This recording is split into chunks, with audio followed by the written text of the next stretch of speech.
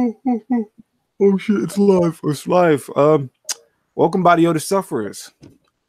Another Saturday night chat. This is a third one, and in this topic, we are only going to talk about one topic, which is how to bring awareness to the world about this condition. With me, I only have one person, and that is Taylor. What's going on, Taylor? What's up? What's going on? Before we even get into the topic, how's your week? How's everything? It's pretty good. I know we talked a little bit, but basically I'm kind of dealing with like overloading myself with supplements and different things that I've found on the internet to figure out like how I can inhibit the TMA. Hopefully I took the urine test last week, so hopefully I'm testing positive for TMAU, because then I can actually try to fix the problem, because if I don't know what I have, it makes it a lot harder. But I'm just overloading myself with like about 3 or 4 different supplements, and like buying some actual foods that have these kind of, I don't know if they're chemicals or what, but that inhibit the bacteria in my stomach, because I'm trying to fight this thing, Yeah. I did want to ask you, I mean, since whatever, we have a long time for this, so I'm just going to ask you other questions that I wanted to talk to you about, even off this camera. So I remember when we were talking, when you were on, or I was doing an interview with Carol, you were making comments about like you're supposed to, put it in dry ice. Was that recommended by the Colorado Children's Hospital, Colorado, or you So like just say that? I bought the kit from Monel. Did you buy your kit from Monel? I bought it from, I think it was from the Children's Hospital, Colorado. Okay, so I bought mine from Monel, and they sent kind of some instructions, but they're like, it's like a kind of a pain in the ass to test for this thing, because like they send you the instructions, and then they're like, but follow the Children's Hospital's instructions. So I had to look at their instructions, and then I had to go on and download this PDF for the Children's Hospital instructions. And when I was looking at them both, Monel was saying you have to freeze it, because TMA, like the bacteria that makes everybody smell bad, is a I don't have it in front of me, but basically it's a gas at room temperature. And when they freeze it, and he gave me like this little vial of acid I had to swish around in the jug before I like peed in it. And he said when it's acidic, it'll hold the TMA there longer. That way, when you're transferring it, you're not losing it. And when it's at room temperature, all they have to do is just pop open that lid to test your urine, and all of the No, TMA I'll goes escape. away. So that's why a lot of people test negative. So when she was saying that, I was just like, I I was just going off what he said and what the hospital said, and like I don't want people like listening to what, I wasn't trying to be mean. I was just like, I don't want people to listen to that and then test negative and they actually have TMAU.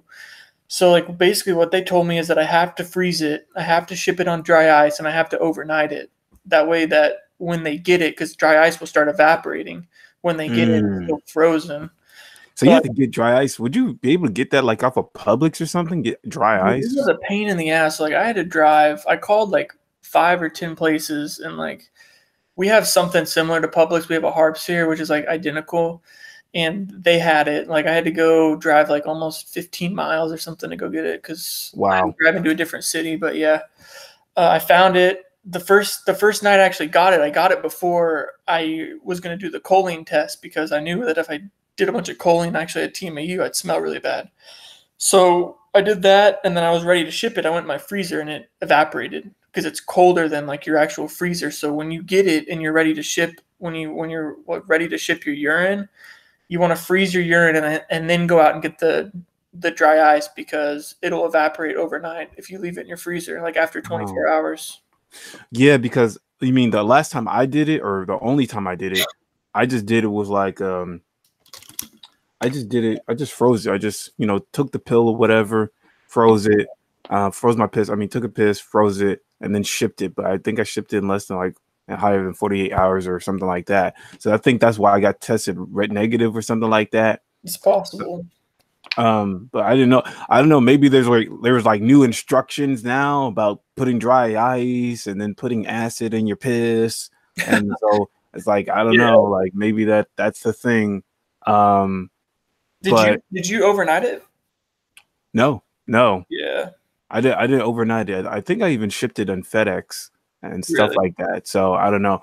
And it's funny because do you feel like because I'm trying to research a lot about Team Mao, about how to get tested for Team Mao. And so far I saw like at least from the Meebo blog, there's like several different hospitals that talk about it. They have like a map. Meebo blog has some type of map of different locations that supposedly do testing, and several different places had like some type of email address, but the one that had the most information was like the Monell Center, not the Monell Center, Children's Hospital Colorado, and Yeah, it was they were. telling you like, oh, you got to first get some type of referral in order for us to ship it. But a lot of people can't even get referrals because a lot of people or a lot of their general practitioners don't even believe in them. So it's hard for don't it's hard to actually even get a kit, you know? It's pretty easy. Like, what I'd recommend everybody do, and this sucks, but you go to Monel and you buy the kit from them because they send you the acid, they send you the big jug you need to pee in, they send you the vials, and they send you the 5 grams of choline, which is like in powder form. Mm-hmm. And then to go through your, like, if you have insurance, if you don't have insurance, then just get the kit and then go through Monel, because basically you have to either go through Monel to do the test or you have to go through a physician. And you can print off the requisition form online. You just type in like Children's Hospital, blah blah blah, requisition form. You'll see it. You go down. It is kind of complicated, but once you find where the requisition forms are on the Children's Hospital website, you can go down right above TMAU. You'll click it, and it's a PDF, and you can print it and take it to your physician and make them fill it out. And it's just like their name, the hospital name, your like patient ID or something like that, and they know all that stuff. And then you ship that in like a Ziploc bag with the urine, and then they start dealing with the doctor about the billing. Mm. That way you can go through insurance, because it's only like the 2 samples only like $200 or $300. So if you So have you insurance, didn't have to pay 200, $300 because it was covered on your insurance. yeah, I think I'm still on my parents' insurance for a couple months, so I think they haven't figured out the billing. So I called Friday because you can call up to the hospital, like the testing, the lab center, and they were trying to figure that out. But um, you can get tested if you're willing to pay out of pocket like $300 or $400. You can get tested through Monel. They'll bill Monel, you pay Monel, and it's pretty easy because they go Yeah, through. yeah, because I know for the Children's Hospital in Colorado, they said the price is like $265 just for the kit. So Yeah. I never heard of it being like $300 or $400. Maybe it is for Monel, huh? No, like they charge you. They don't send out the kit for free. You have to pay $100. So you have to pay them $100. You have to like write them a check, and then they UPS. What they did with me is that they UPS me the whole kit. It came in like a pretty decent sized box, and then I took that box. Or I had my doctor order the test from Children's Hospital, which they're the ones that actually do the urine tests. Monell's kind of like the middleman. They study it, and they know what the hospital needs. They know that they need the 5 grams of choline, so they go out and get all this like crazy stuff for you, like the urine sample, the big jugs, and Big jug. So you're supposed to like piss multiple times or something within the process? so like I have it here. This will actually help you guys because Yeah, yeah. Show the audience what it looks I'll like. show you what I have left because I used everything. I sent them the what's it called? I sent them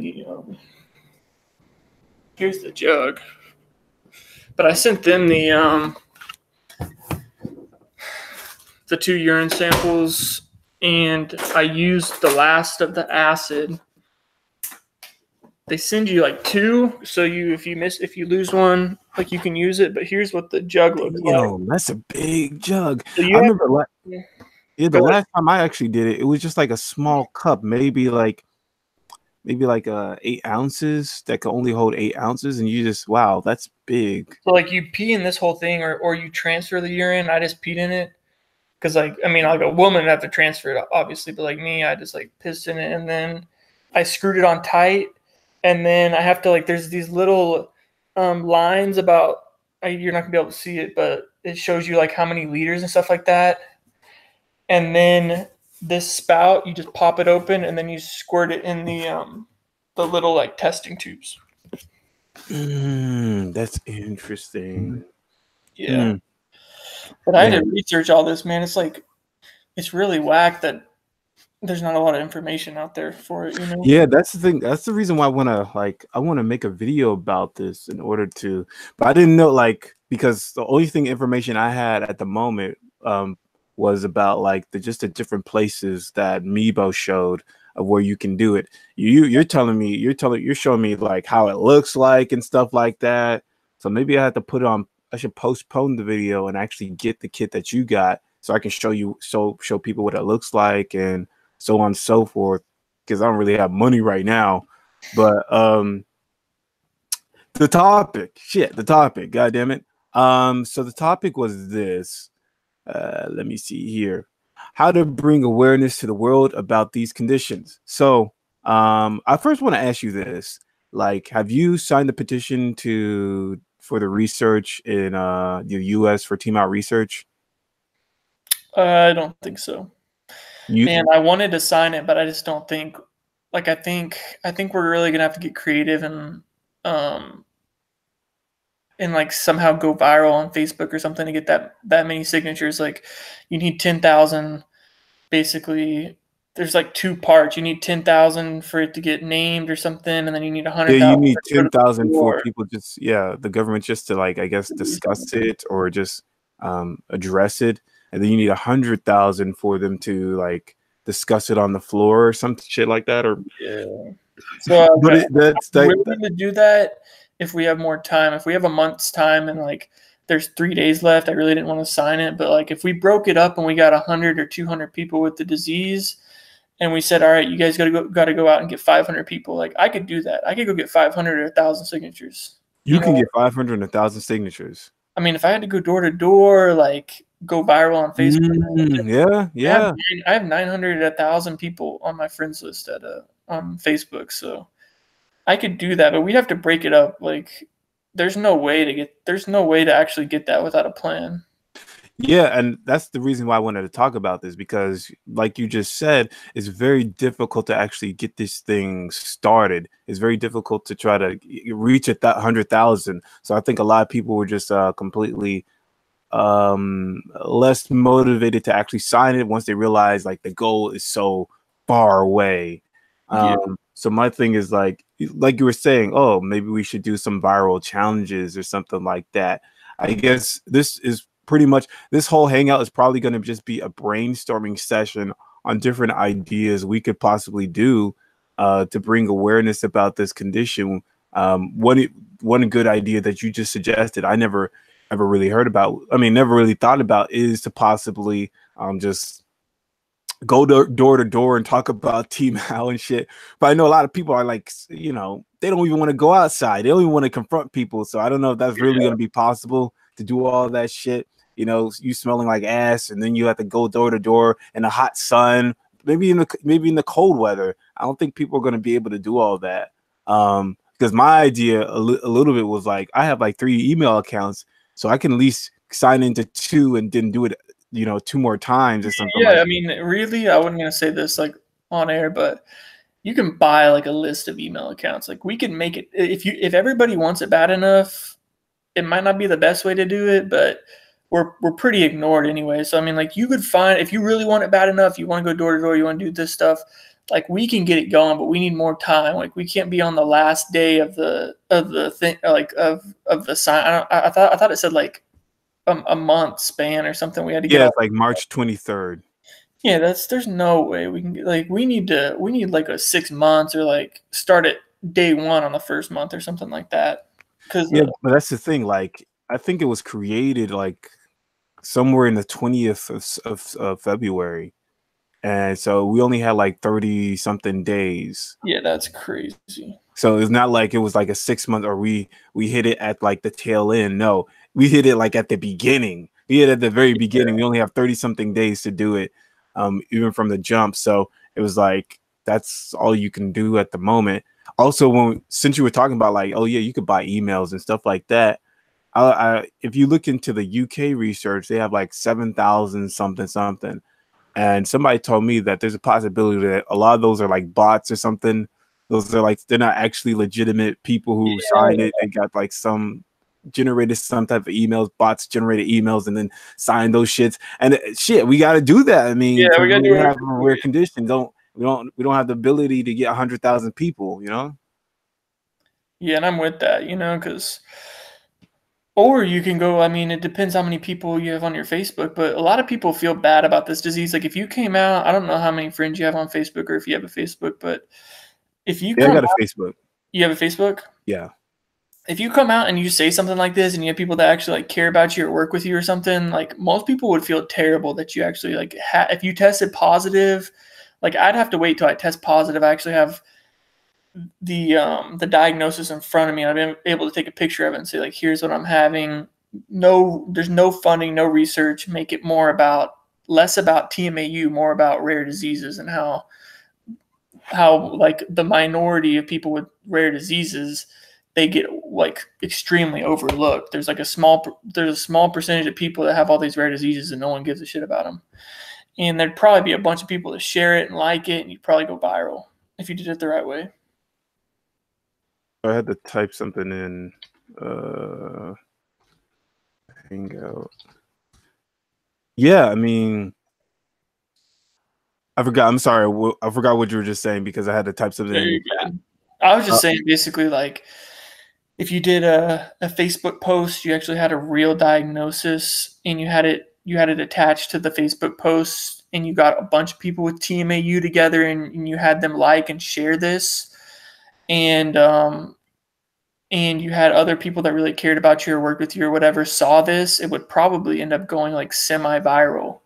And you could probably get quite a bit of stuff going because people see this kind of disease or different rare diseases and they're like, yeah, people don't really give a shit about these people and they have this disease, like this is crazy, and they feel really bad. Yeah, the thing is like we do have some type of group on Facebook, Meebo PATM, some shit. It's called something Meebo PATM. If you look it up, you'll be able to find it. I I'm saw surprised that. you don't have it. 1,000 people or something. If you had all those people share one person's post, it would probably go viral. Like in theory, if you have enough people sharing it and liking it and commenting on it, it'll go viral. You want to join the Hangout? Yeah, I mean it should. I'm just gonna say it out loud because I'm pretty sure Mary can see me. Because Mary was supposed to join the Hangout, and I sent it to her through the email. I sent you a link to the email if you want to join the Hangout because you said you wanted to join. But going back to you, it's like I feel like this, like with 1,000 people that are on that Meebo PATM group, I think maybe less than 20 or so are active on that thing because Yeah. I think most of them are just most of them, it could be a couple of things. Most of them just like fuck this shit. I'm still gonna be smelly for the rest of my life, or it could be like I just killed myself, or it could be like it could be some trolls or something like that. So Yeah. majority of them just stop caring or they're just inactive at all. So even though there's 1,000 people, it doesn't mean like yeah we can get them. And yeah, I also wanted to say this. You were saying like, oh, there's like 200. If people see that you have this rare condition, people be supportive of it. The thing is, rare conditions, anything that's considered a rare disease is anything under 200,000 people who have diagnosed with this thing. Yeah. And since we have like 100,000, that has to at least we would have to know at least half of these motherfuckers to effectively like create this change or get them to sign on it. But at the same time, since it's like 200,000 people in the world for it to be considered a rare disease, how do you know we're going to have 200 at least 100,000 in America? You know what I'm saying? What But if they they don't were have just to have TMAU to sign it, do they? huh? They don't have to No, have. they don't. No, they don't. I don't believe so. See, No. that's my whole point. Is like my bad to cut you off, but like if I had just 500 people that knew me and like saw my Facebook, I'm at 900 friends. I get half of those people that probably sign it. You could start even like a donation. I've seen crazier stuff go viral. I've seen homeless stuff. You just have to band together and do it right. And you have to have you have to have behind the scenes, you have a small like kind of thing going that people don't see, and then it just takes off. Yeah, I mean, I've seen those little viral videos of, you know, some do-gooder. He's trying to be a do-gooder, and he tries to hand out like he tries to help the poor and pay back the next man. So you'll see him do some type of cinematic YouTube video where he'll like, hey, homeless guy, here's $50. Yeah. Get you something nice. But a lot of those types of shits is like they film it properly. They do proper video editing. They have like a great like video quality. They already have a good following nonetheless. It's not Yeah. like they just built their following off of just giving $50 to homeless people. Usually it's like, oh, I make prank videos, and then every now and then they want themselves to seem multi-dimensional. They don't want to seem like they're just this funny prank guy, so they'll do little things where they'll give homeless people shoes or some shit that they're not using, and then they pat themselves on the back like, I'm a good person. So it's like, I don't know, man. I think it's different. But I think it's different. I've seen someone post a picture and it goes viral. Like the one couple that did that raised a bunch of money, just literally posting a picture of this homeless guy like shaking his hand outside or something, a gas station, got a ton of money, and then never even bought the homeless dude anything, and now they're like going to prison right now. So Oh yeah. I mean, like if you, I'm just, it's just an idea, but if you have people, like if you have 500 people with body odors or something behind the scenes pushing it that they don't know about, when someone sees something that's been shared 500 times or 1,000 times or liked, then everyone wants to jump on board. But if there's like 3 people, they don't really give a shit. You know what I mean? Yeah, that's the thing. Oh, hey, what's going on, Mary? Hey, I just got I'm sorry, I didn't mean to interrupt you. I was like, damn, I was on YouTube. I was supposed to be on Hangouts, my bad. But Yeah, I've been following the conversation though. yeah. So we were just talking about the topic in terms of how do we bring awareness to the world about these conditions, about this odor condition. So, you know, me and Taylor were discussing this. What is your take on it? You know, from what I found, like Tyler, I was just listening to your sorry, I'm driving as I'm talking, so I found, because like I just found out, I mean, I've had symptoms and I didn't, like when I was younger, they went away for a while. I'm going through menopause right now. I have fatty liver, different factors that have come up, and it's getting, the symptoms and the things are getting worse.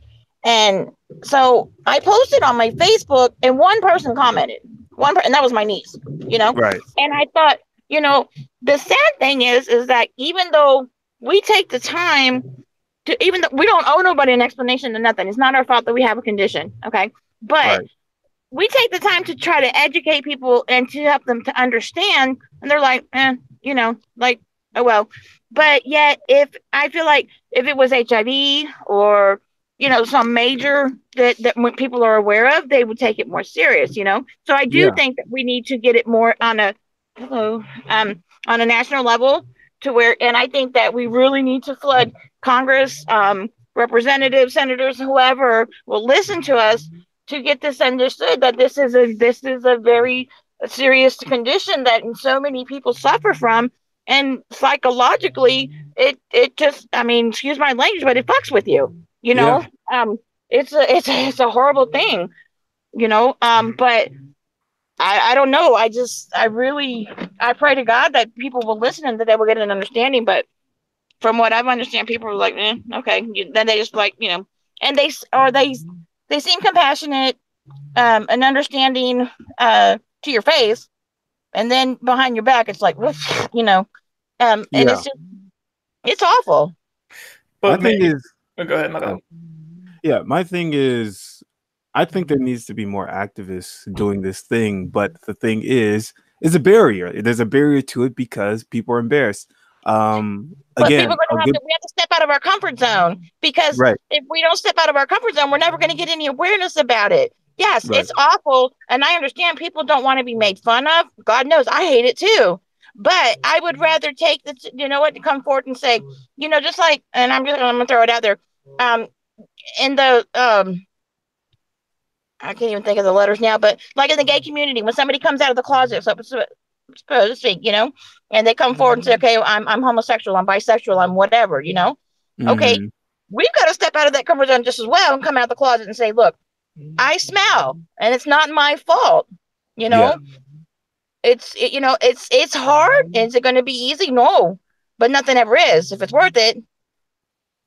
Well, I guess since we're talking about LGBT or whatever, I guess we have to have like a smelly day parade compared to a gay parade Hello, that's a really good idea. to celebrate our stankness. No doubt, no doubt. I mean, because I don't know if that's gonna really happen because it's like again, like with rare diseases, it's under 200,000 people in the world that have it, so it's not all going to be concentrated in America. So there's not going to be like these like thousands of people of having a smelly day parade on different cities and stuff like that. It's probably even now there's only like a couple of people within every state that might have these similar conditions. You know what I'm saying? Right. And I seen, and I don't mean to jump off of course, but from what I've like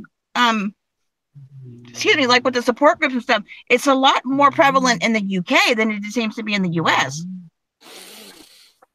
Maybe, and I know there's like more in research. the Philippines. I've seen a lot of people like from the Philippines and the US, and it's like, I mean, yeah, there's people in the US too, but there seem to be more overseas. Yeah, and there's more research in the UK or in Europe taken seriously, and they get disabilities. Yeah, that's what. You know what? That you were reading my mind because I'm like, this should be considered a disability. Yeah, I mean, I went to training. I had a really good job offer. Went to training, and the girl next to me was like, "Oh my God, she fucking smells. I've got to move." And we went to break, and I never went back. And they called me and they asked me what had happened. And I came in and I was talking to them and I was crying. And they're like, "You should have said something to somebody." I said, "Would it really made a difference? I mean, would it made it, And then you walk into, I'm at the store now. I mean, I won't go into the one over there, but the owner of the store, so very kindly reminded me of my body odor. Even after I just took a shower, I couldn't, and I'm walking out. He's like, "Oh, you smell." And I just smiled instead of, getting upset through the tears. And I turned around. I was like, "Yes, I'm well aware of it. It's a medical condition, but thank you for reminding me." Right. It just gets to the point, if I go back with ignorance, it shows it doesn't prove anything. Yeah. And the thing is, like I said before, I mean, a large percentage of people who have this are women. Yeah. I'm walking in the store to keep talking. And with that, there's a lot of comments. When I was trying to figure out why there's not enough women that want to do interviews, a lot of them say because of the stigma. And then, sorry, I'm walking through the store. Sorry. Right. I think it's because of the stigma, and it's like, oh, women aren't supposed to smell. They're supposed to be, we're supposed to be, but it happens. Newport box shirt, thank you. Yeah, and that's what I'm saying. Like, since a large percent are women, and a lot of women are don't want to be known as a smelly person. They want to.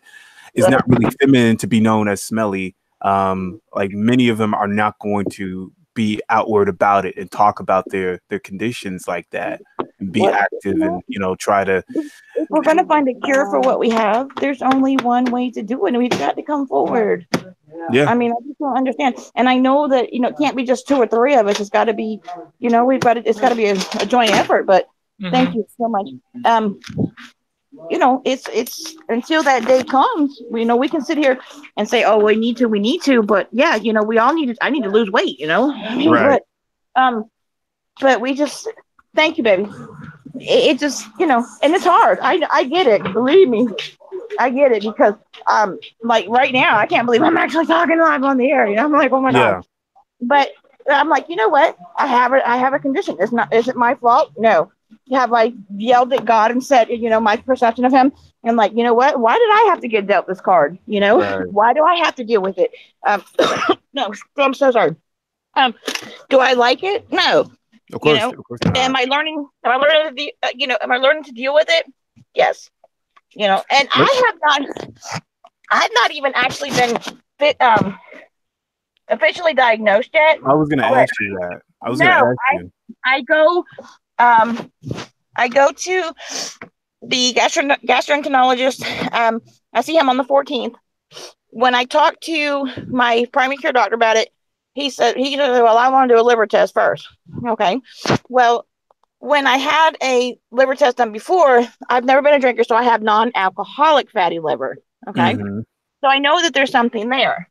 And then again, like I've been reading, I mean, I stay up. My boyfriend be like, oh my God, are you still reading on this stuff? I'm like, I want to educate myself, Right. because like today, and I don't know if any of this has to do with anything, but like I've been, since I have found out what I should be using, cut soap wise, pH level, I've been through so much, I went to Hardee's and I was craving a smoked sausage biscuit. And I'm like, you know what? Yeah. I'm gonna stink anyway, so I'm eating something.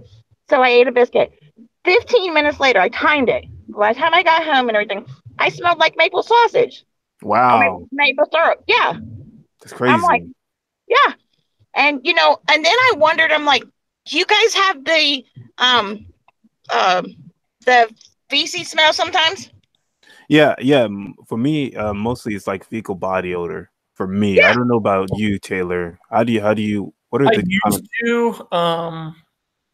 Kind of ranges from it did. I haven't recently, but it's ranged from like that to garbage. I think it's pretty much what people said it smells like. So Mine is pee. I smell like urine and and poop some a lot of times. Mhm. It's like frick, man. Because I didn't really think it was possible. I was like, because I went to the bathroom and I'm like, now I know how to clean myself properly, and I was trying to use wet wipes, and nothing. And I'm like, what in the world? So I actually got in touch with a lady who gave me some pointers, and I ordered some virgin. Coconut oil. No, the virgin bamboo recycled toilet paper. Oh. Yeah, she said because that helps because with the commercial, most toilet with the common toilet papers and stuff, like Scott brand or Angel Soft or whatever, with the perfume in it and all that stuff, it's that everything that we come in contact sticks to us, Yeah. So she said that really helped a lot. I was a big, I mean, I have long hair, I have it up now, but Pantene, I used to just grab, Dial soap or, something, and God, Bath and Body Works. And I mean, I thought I smelled great, Yeah. and someone now found out that it actually mixes together. And to me, it smells good, but it's awful. You stink so Let bad. me ask you this. How long have you had this condition? As a teenager, not nearly a teenager, but like in my early 20s, I noticed it a lot then, especially in my hair. Like I would wake up in the morning and the funk, it would be like my hair would be, it's like, good Lord. And then it went away for a while. And let me throw this in here too, because I don't know if this has anything to do with it. I used to be a real heavy cocaine user. So I didn't know if the drugs had anything to do with it. I mean, I figured, everybody saying, oh, it was probably the drugs. I'm like, no, because after I got clean, it started again. Now that I'm going through menopause, it started this last year again. Yeah. I've heard like when women go through menopause, it gets more extreme. I was Oh just my talking God, to it's with the vengeance. I mean, it's like, dude, I hate it. I'm like, people like, what's wrong with you? I'm like, I fucking stink. Can't you? They're like, and then people, and what kills me is when they say, oh, you don't smell. I don't smell you. I'm like, why do you have to lie? I deal with it. right. I get it. Don't lie to me about it. You don't have to lie about it. Yeah, I don't know shit about cocaine or anything like that, but I do know that like with antibiotics, it does mess up your body. I don't know if that's the same way. I guess it's gonna be the same way with drugs. It's gonna mess up your body as well. And I know like some people say that alcohol messes up your body as well, so it might make you smell even more intense than anything else. But I do want to say this. Yeah, I was just gonna say like antibiotics mess up your body. It makes it smell worse. Yeah, for some people, when they took heavy antibiotics because of some condition or something like that, it usually like kills off the bad bacteria or kills off any type of beneficial bacteria, and then this is when they start getting the odor. So you know, I've heard stories like that. I mean, I don't know if that was the case. I don't think that was the case for me, but going See, back I was to told to take low doses of antibiotics like for weeks at a time. So I'm so confused. I'm confused because I don't, and everybody's telling me to take this, take this, take that, take this, do this, do that. And I'm like, I'm not taking all that stuff until I'm actually diagnosed. And because I don't know what. so you don't do like a diet or anything? I do follow, like I don't eat red meat, I don't eat eggs, I don't drink milk, peanuts, the Brussels sprout, all that mess. I've stayed away from that. Chocolate killed me because I'm like, I mean, I could lose some weight anyways, but I just so many, and I'm like, what can we eat? Right. You know? And that's the thing. Like when you that's the reason why you're supposed to be diagnosed, because maybe you don't really have TMAL. I mean, a lot of people think they do because they have these symptoms like TMAL, but it could be something else. That's why they always want you to like do the test and stuff like that. Right. But why would I smell like pee and poop all the time? I don't know. It could be some other condition. It could be some other condition. Just like with me, I had to test myself again because last time I did it and I got negative. So I had to do it again. Okay. But I did want to say, like, going back to the topic, like, bring awareness to the world about this condition. So we're trying to brainstorm ideas about what other ways can we sort of bring awareness to the world. I remember a couple of weeks ago, maybe not a couple of weeks, maybe a couple of months ago, I was on a group chat and I actually remember reading a post saying that somebody actually sent out like a tweet to Tyler Perry or something like that to try to raise awareness or something. So my question is, do people feel like possibly tweeting to celebrities or trying to get like celebrities to talk about it or something like that is a good option? I think that's a wonderful idea. I think Ellen DeGeneres is really would be a great option because she's very caring and understanding. Oprah, I don't really watch Ellen. Was there ever any type of like show or episode where she tried to highlight some type of rare illness or something like that? I don't. No, not really. What about the doctors? What doctors? The show, The Doctors, that comes on in the afternoon. Yeah, I mean, I think I've seen that before. I think they even talked about trimethylene once. They were talking about like body odor once, and they talked about that. So maybe, yeah, like I was saying, like maybe there's a possibility that we go try to like send messages, but like we send them in bulk or something like that to one of these talk shows like you were talking about, or I don't know, sending a tweet to a famous celebrity or something like that. But we have to do it in a very in like a team-based way. Like it can't just be like one person. We have to like send 100 people, send 100 messages at the same time or within the same day, so we can get some type of recognition or something like that. I think Oprah would really, that'd be something, because this is something that's, I mean, that's a lot of, even though some people don't want to come out about it, I'm sure there's somebody, and everybody, there's at least one person in every state in the United States that suffers from TMAO. Yeah. And if you know what I mean, and if that one person will come together and write, and we can get it all sent in, I think that's something that it would be very, very interesting topic. Yeah. What about you, Taylor? Do you feel like it's a good idea, and what possible celebrities or possible places you think we should send a message to? I don't think they would pick it up, because I think honestly, as much as Oprah and Ellen DeGeneres like seem like they're caring, they're very rich and they want something that gets a lot of views. Ratings. Yeah, they're not as nice as you think. I mean, they might be, but I really don't think so. And Steve Harvey. I don't think any famous person is as nice as you think they are. I don't think Steve Harvey's gonna pick that up. I don't know. We never know. I mean, I'm sorry. I'm so sorry, Tyler. Go ahead. I think when you start like a campaign or social media or something, you need to have tracking behind it that people don't see. And when people see that someone's already clicked on it or viewed it or shared it 1,000 times, they want to jump on board because they want to be those people that support the big thing. Everybody wants to do that. So my instance is like, if what's your name? BOS? What's your name? Jermaine? Yeah, Jermaine. Jermaine. How many, like, if you really posted this and you had a diagnosis, like, how many people would comment, like, or share your thing if you asked them to?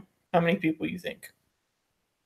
Shit, I don't really have any friends on Facebook, and all the friends I have on Facebook are like TMAU guys. So, really? So, like, my whole point is, like, if you can't get that many people, what a lot of people do that's kind of shady, that it's not shady, but it's just what people do.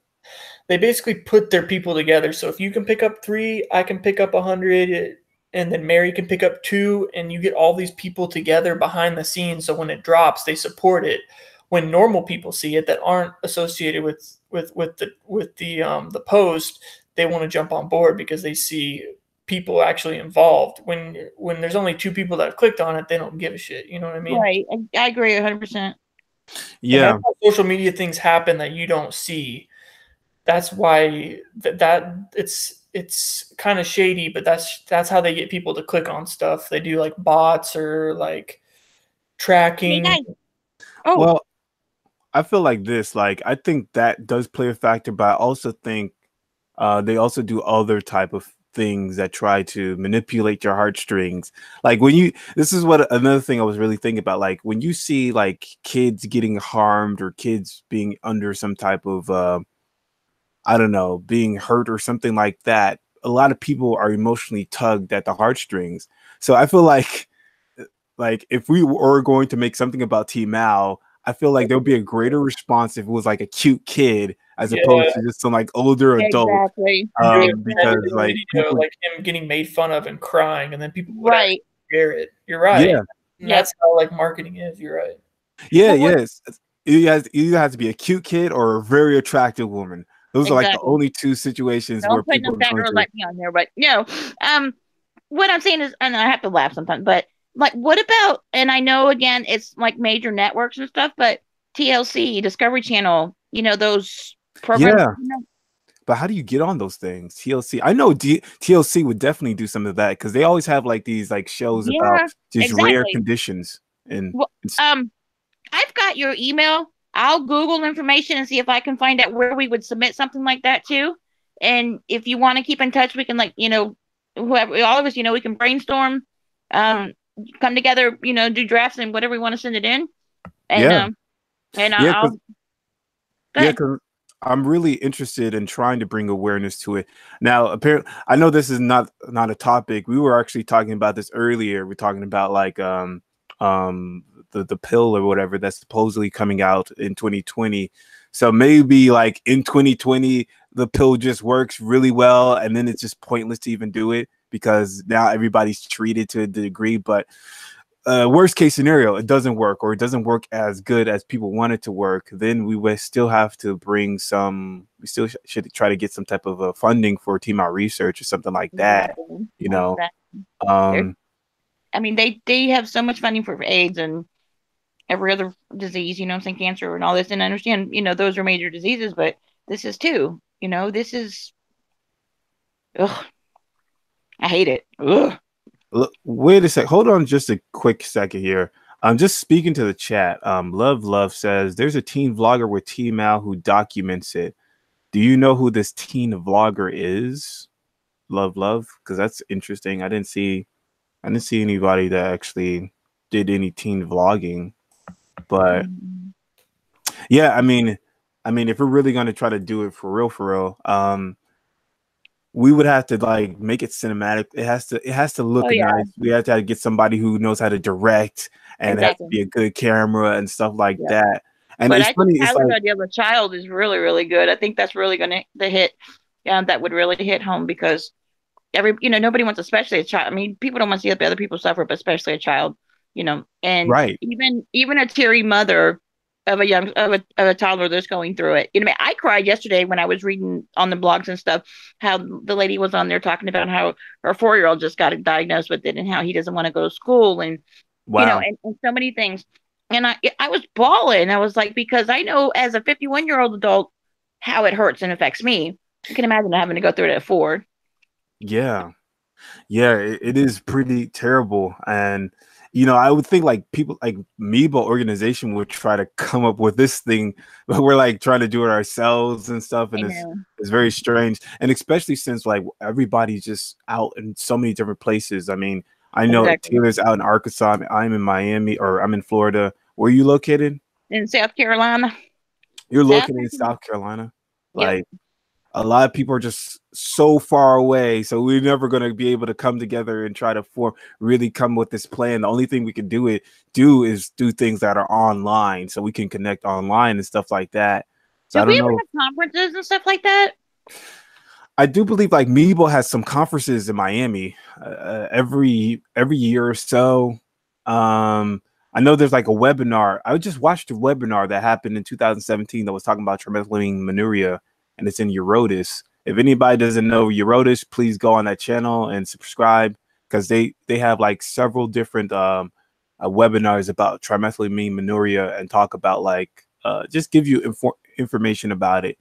But going back to the topic, like, so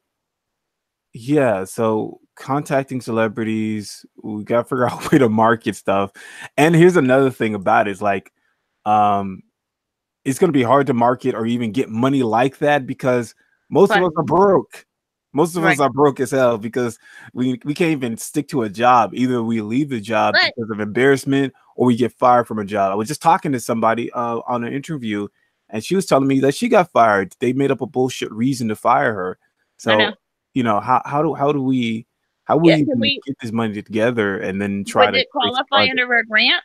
You can sometimes you can ask the government for money for things and if it's under type of a research or something to that effect, I mean, it's worth a shot. Yeah, there's free money out there. So. Yeah, but I guess I would have to talk to like Maria, who's like the founder of Meebo, and see how we will be able to get like money like that together. Because I mean, if we're going to just do it independently away from Maria or Meebo, like we would have to do it ourselves, and I don't know if we could be able to do it. Florida? What happened? Does Maria live in Florida? I think she lives in Miami too. Yeah, that's where I'm from. Cool. Guys, I'm gonna have to jump off here. I didn't mean to interrupt you, but I gotta go pick up my kids and stuff. But if you I've got your email, and like I'm really, really interested in helping, jumping on the wagon and helping out. And I'm sorry, I didn't mean to interrupt everybody. I really apologize, Tyler. You're really smart and great comments. Good input, and I really enjoyed it. And I apologize for having to jump out, but no, it's cool. I really, like I said, as soon as I know, I go to the GIs, and then they're gonna he's gonna send the referral over to the genetic lab in Columbia here. So I'll find out, hopefully in the next couple of weeks. But they said that too with the insurance, we're gonna have to jump through hoops with them, and so it's kind of gonna be touch and go. But hopefully we'll find something out soon. Yeah, hopefully we will find some type of treatment for this condition. God knows, because I feel for everybody. I do. But you guys are my thoughts and prayers. I appreciate for letting me join in. Yeah. I really do. And let me know, keep us updated. So like every time you do these on every Friday and Saturday?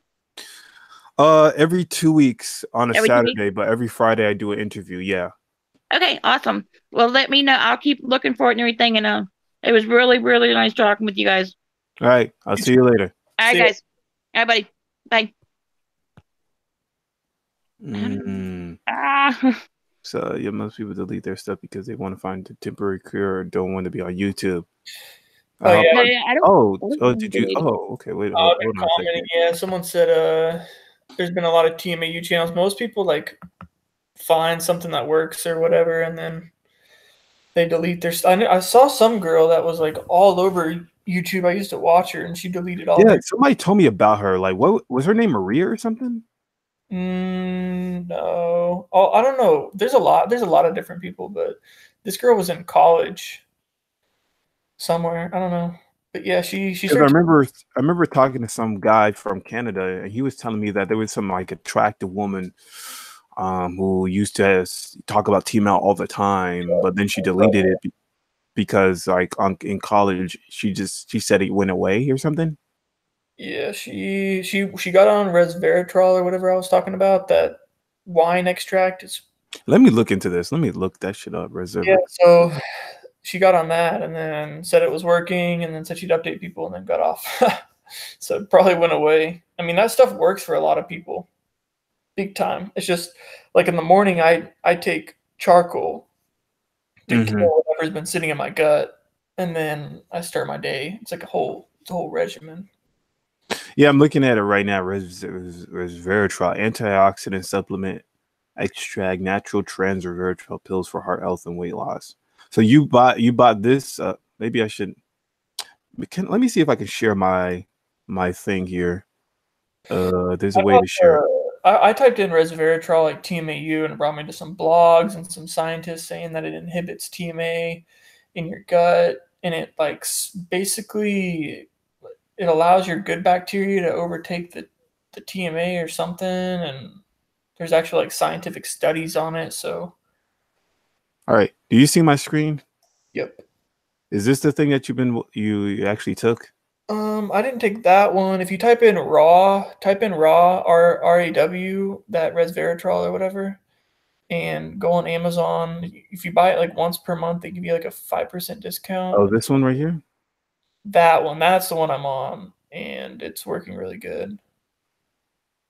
Raw You know, a lot of resveratrol. people, almost all their symptoms went away, or their smell like dulled because of that stuff, because of resveratrol. But like, if you weigh that out with different ones, it's there's a lot of like value for it. It's kind of expensive, but you get 60, and then there's a probiotic, and all this stuff.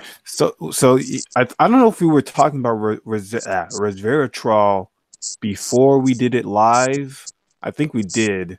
Mhm. But can you like break down like resveratrol because you were talking about like DMB and resveratrol and shit.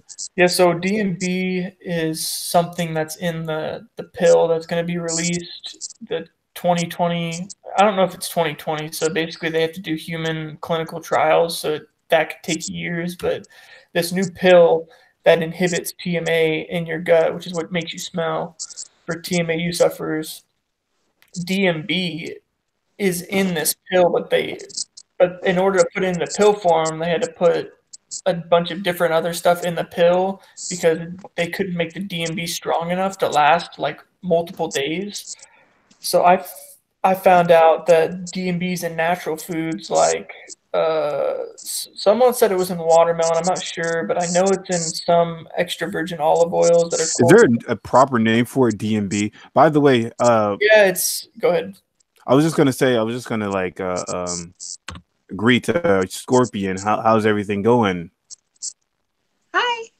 Hey, well, since you hopped on, I did. Well, I don't know. Let me just try to finish the discussion with DMB, and then I'll ask you your thoughts on how do you feel like how we should possibly spread the awareness of this condition. But going back to Taylor here, so yeah, do you know like the proper name of DMB? Or It's 3,3 dimethyl dash 1 dash butanol. That's what it's called.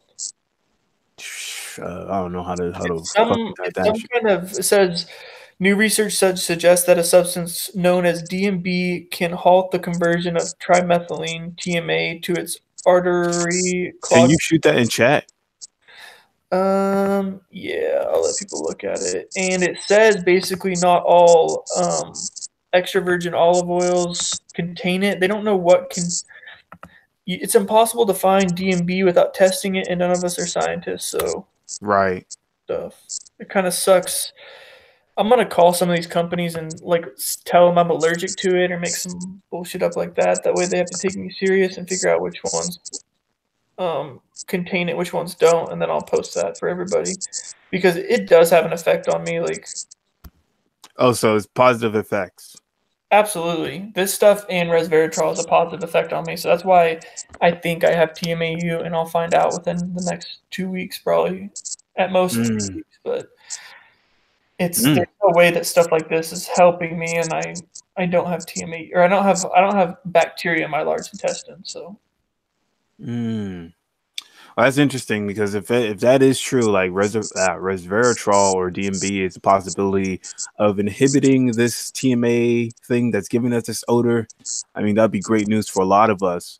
But going to Scorpion here. First off, how's your week, Scorpion? So far, so good. How was yours?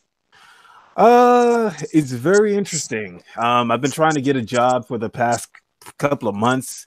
I think I got hired by a high school kid, and I don't know how I feel about it. I feel like it's gonna be a scam. I know it sounds weird.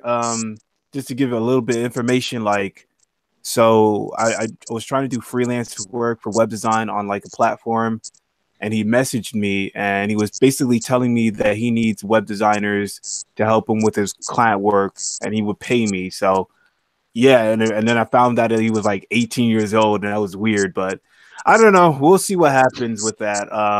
But going back to the topic here, in terms of trying to bring awareness to about this condition, how do you feel? What do you think would be a good, effective way to bring awareness and possibly get funding for team out research? And not only team out research, there's like other stuff out there, like PATM. Nobody really talks about that. I don't know if you have that. But people are allergic to me. Yeah. I personally would go the route of either the doctors or Dr. Oz, because I specifically remember back before Dr. Oz had his own show, he was on Oprah, like he was like a regular guest. And there was a lady on there that actually had the body odor that we have. Mm-hmm. And he said that it was one of three things, that it's either fungal, viral, or bacterial that was causing her issue, and that he would have to run some tests. I tried to look for it online, but it was, like I said, I think Oprah stopped at 2011. So that's almost 8 years ago. So I would probably have to look further than that, or, maybe re-ask Dr. Oz or something. But he has a section, like if you go on his website, there's like some section where it says, do you have like some rare ailment or whatever? And then you can put in like what you have and what your symptoms are. And, just that no other doctor has been able to diagnose the situation. And I've tried it, but, if I'm only one person doing it, then, he's not really going to look at it too much. But yeah, go ahead.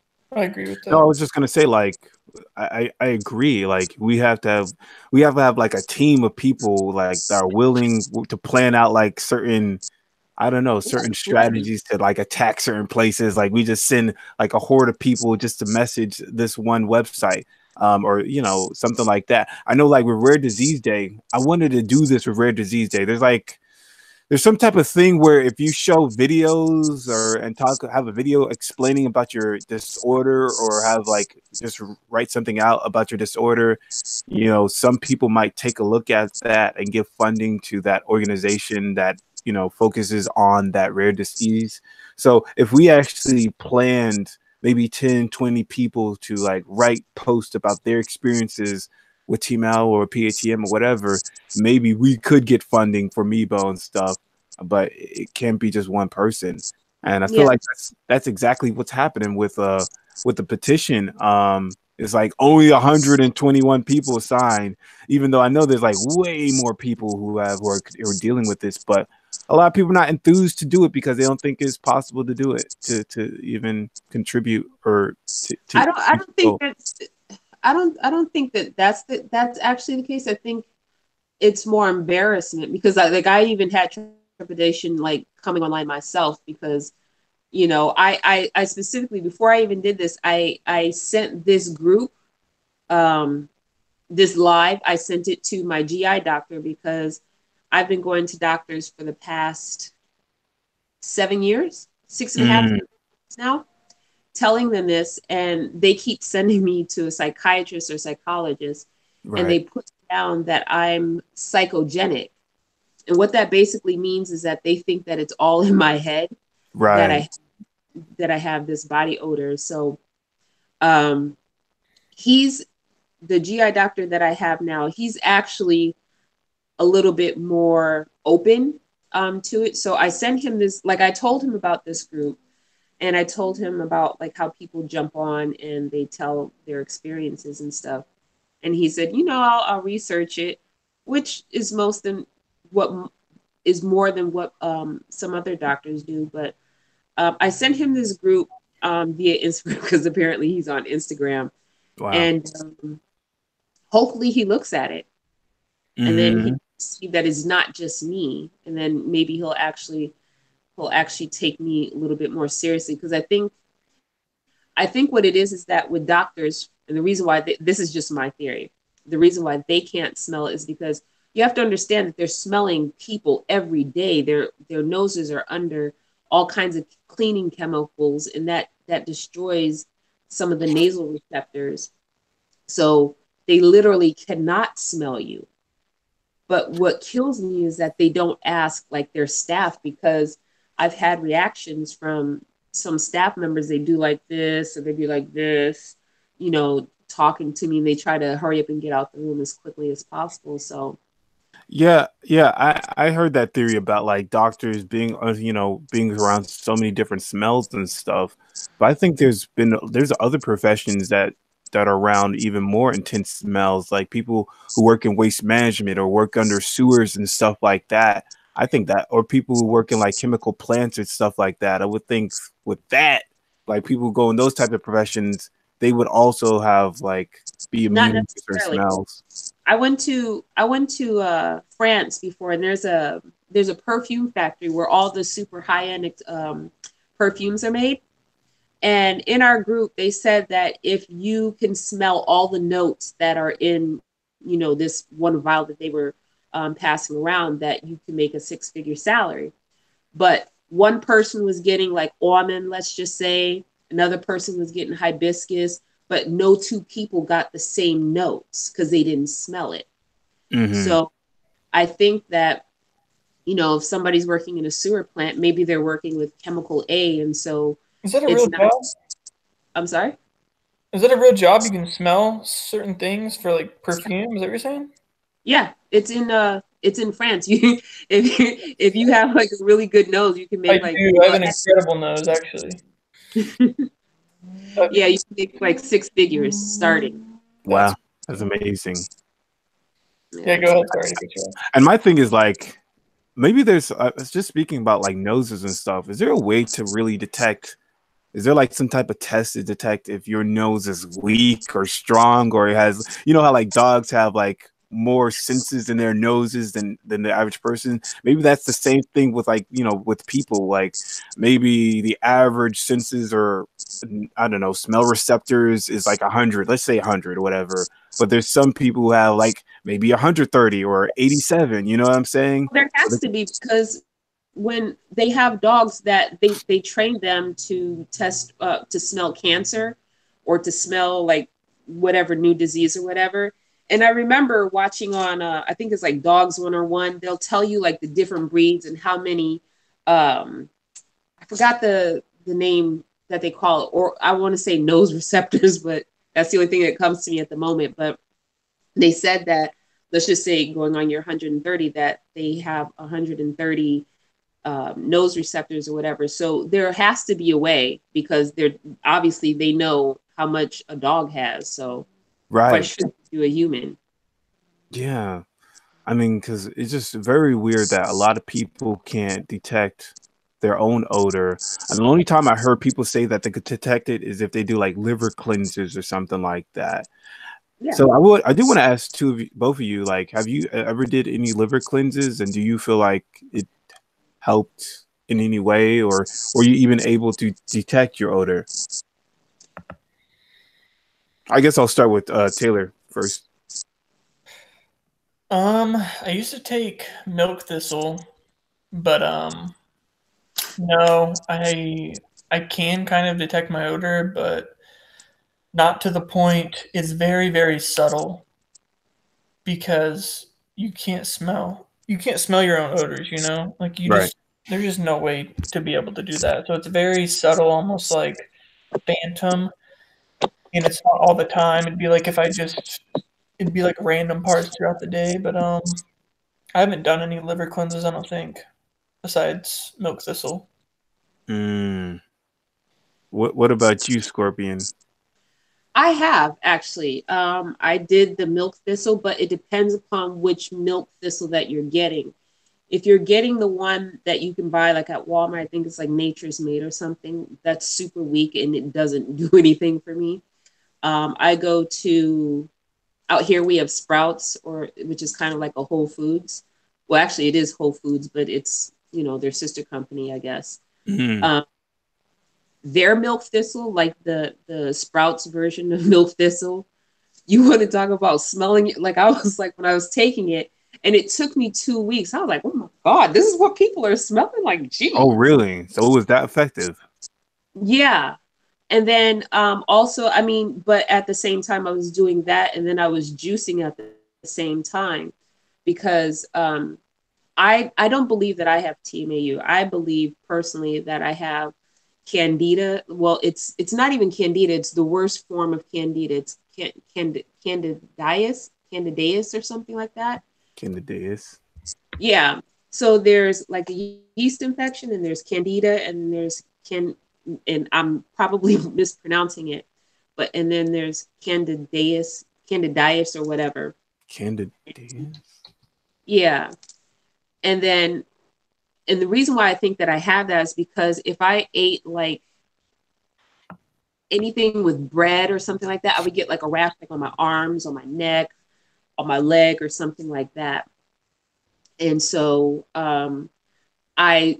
I immediately wiped that out. I wiped out gluten and stuff like that, and I didn't get the rashes then.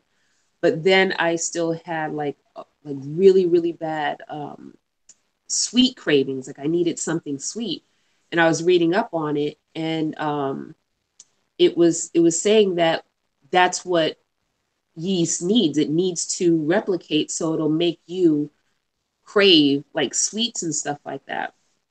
Mm-hmm. So I took a regimen of neem, oregano oil, and there's this thing. It's called Candigon. It's by Renew Life.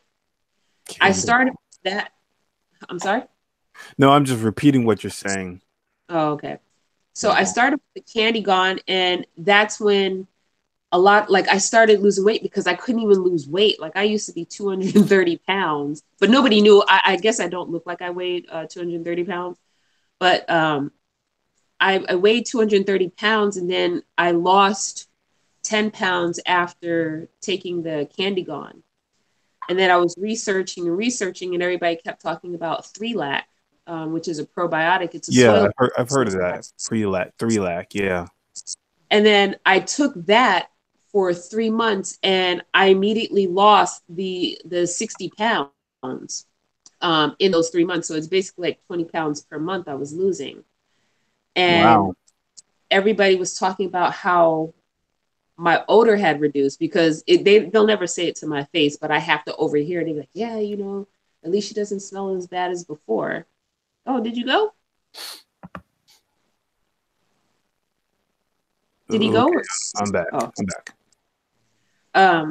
Yeah. So then I took the 3-lac, and then I lost the weight, and people said that my body odor is reduced, and I thought I was cured. I was like, oh, okay, I can go back to eating regular.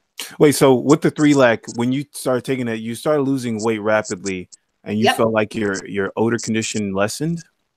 Yeah, because I didn't, when people were talking about me behind my back, like when I would overhear it, they'd be like, yeah, at least she doesn't smell as bad as before. And you just took like one pill a day? Did you take multiple? So of the 3-lac, I was taking 4 packets per day. How expensive is that? Let me look into that. 3-lac.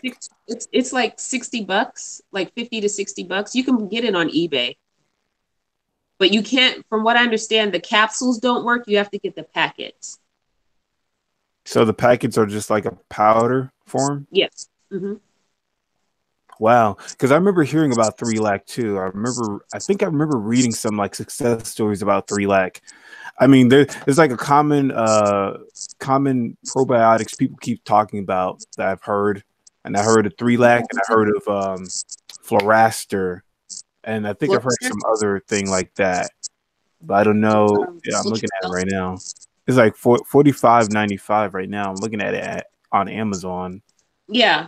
So they usually fluctuate in prices and stuff like that. And if somebody were to do like 4 packets a day, and if you get like on eBay, I know that sometimes they'll sell it for like, I don't know, $30 or something like that, but it's about to expire. And if you're doing, and it comes in 60 packs. And so then if you're doing 4 packs, I'm sorry. So it comes in one box that has 60 packets. And if you're taking 4 little sachets, or what do you call those? Those little packets.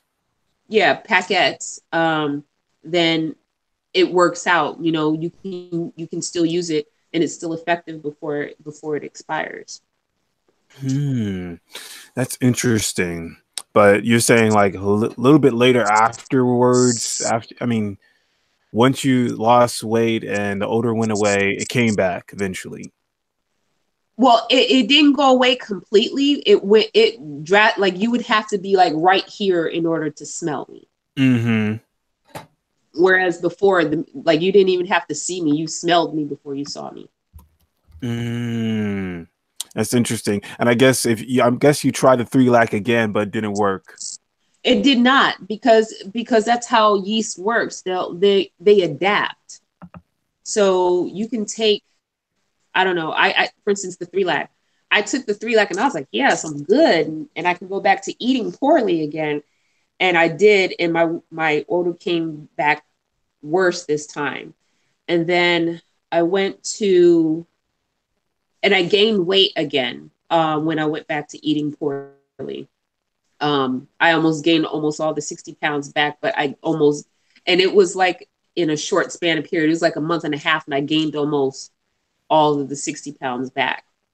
And then I kept complaining to my doctor, and she finally gave me my referral to my GI doctor. And I believed at that time that I had SIBO as well. So she tested me for SIBO, and I actually had that. There's 2 forms. There's hydrogen and methane, and I had hydrogen. And she gave me an antibiotic. It was Augmentin. Again, I lost all the weight all over again. With this time, I actually lost it within a month. Let me ask. I do want to ask Taylor this. Do you have SIBO? Because I've heard that the idea that people who have SIBO also have I haven't tested. I probably do, but my theory is a lot of people have SIBO, and a lot of people have Candida, and they don't smell. So there's something to that. The fact that a lot of people have SIBO is not uncommon, and a lot of people that have SIBO don't smell. It's just a fact. Doctors often they just don't. Maybe weight might be an issue, or like digestive problems because it's in your small intestine. But I'm pretty sure what affects us, or what affects me, like the TMA, is in the large intestine, which I don't know exactly where that is versus the small intestine. But I haven't. Actually, a lot of people don't have SIBO. It's not something that's very common. Everybody does have Candida because that's how our body balances it out. But when it's out of balance, when you don't have, like, for me, for instance, I did some ubiome thing test, and it said that my lactobacillus level was super low. And so I think that because of that imbalance, that's why Candida in me is flourishing. Now, because somebody can have Candida and not smell versus somebody who has Candida and does smell is the same way that somebody can have cancer, not lose their hair, versus somebody who also has cancer, but then they do lose their hair. It's person specific. Right. You want to hear something super strange? I saw something on a forum that this is kind of off topic, but somebody with TMAU did a fecal transplant and had Yeah. Lower, what's it called? Lower symptoms. Symptoms. Yeah. Yeah, Because I they mean, have good bacteria. I heard some wild stuff. I've heard some wild stuff. I've read a lot. I've read a lot of stuff on like a cure zone and stuff, and I've heard about like someone putting somebody else's dookie in their dookie hole. You know what I mean? I've heard like people. I remember reading this forum post where they were talking about doing this like old remedy that people used to do back in the day, and basically it's like drinking their own piss. She swore that drinking her own urine actually reduced her symptoms. I'm not lying. I remember like because I was on Cure Zone. If anybody ever heard of Cure Zone, that was like the first time I ever like was experiencing like just different types of people. And I remember just like trying to scroll down all the different lists of all the different articles or posts and see if anybody has any success stories. And I tried to figure out what are the key things that reduce the odor. And I remember reading some about somebody drinking their own urine in order to treat their odor, and they swore by it. But it's just weird stuff. People, and at the same time, people are desperate and stuff. Yeah. And I understand like the fecal transplants, like certain people have like certain good bacteria in their feces or something like that. So when you transplant it into you, it like treats IBS symptoms and stuff. I think that's what it's mainly for, to treat IBS symptoms or digestive problems. So yeah, that is very odd and interesting. But that could be also an indicator that it's something bacterial that we're deficient in. Yeah. It might be that. It might be the fact that some people just might have more bacteria, good bacteria, than others in their gut, and that's the reason why they might have a less risk of getting like health related diseases or something like that, as opposed to some others. And and that might be a contributing factor to why we have like TMAO too. You've heard of people that they've never been sick a day in their life, but then Joe Schmo down the way, they're always sick. Yeah. Ooh. Yeah, I mean, I agree. Yeah, that is very interesting. Like just how our bodies are just. Some people's bodies are just they're just better. I don't know how else to say it, how else to phrase it. Like they're just better because they have their digestive system or the bacteria, their microbes in their gut is just have all the good stuff they need to prevent any type of diseases. Whereas other people, they can't even fend off like a common cold. But I did want to go back to the topic a little bit because I did want to think about. When I thought about the topic, I was thinking about how a lot of new like ideas or just even just like funny things going viral are through challenges, right?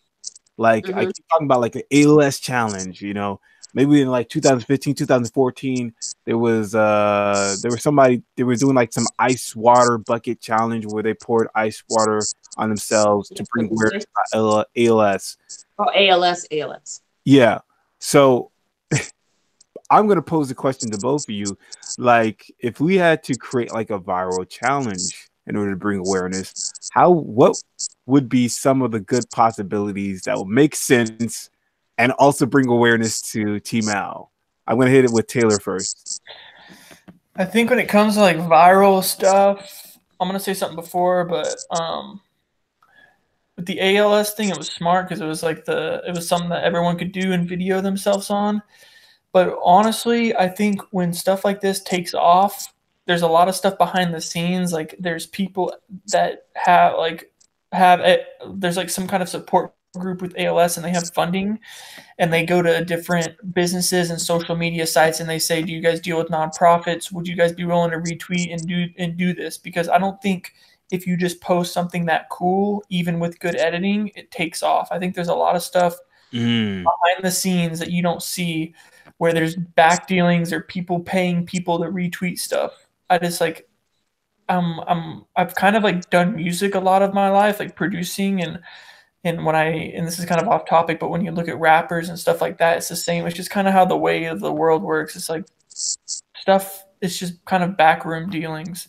But as far as that wouldn't be hard if you had the right funding and and you contacted the right people. If you contacted different businesses and you got like big companies to retweet it on their social media platforms. But like, I don't know how we would beat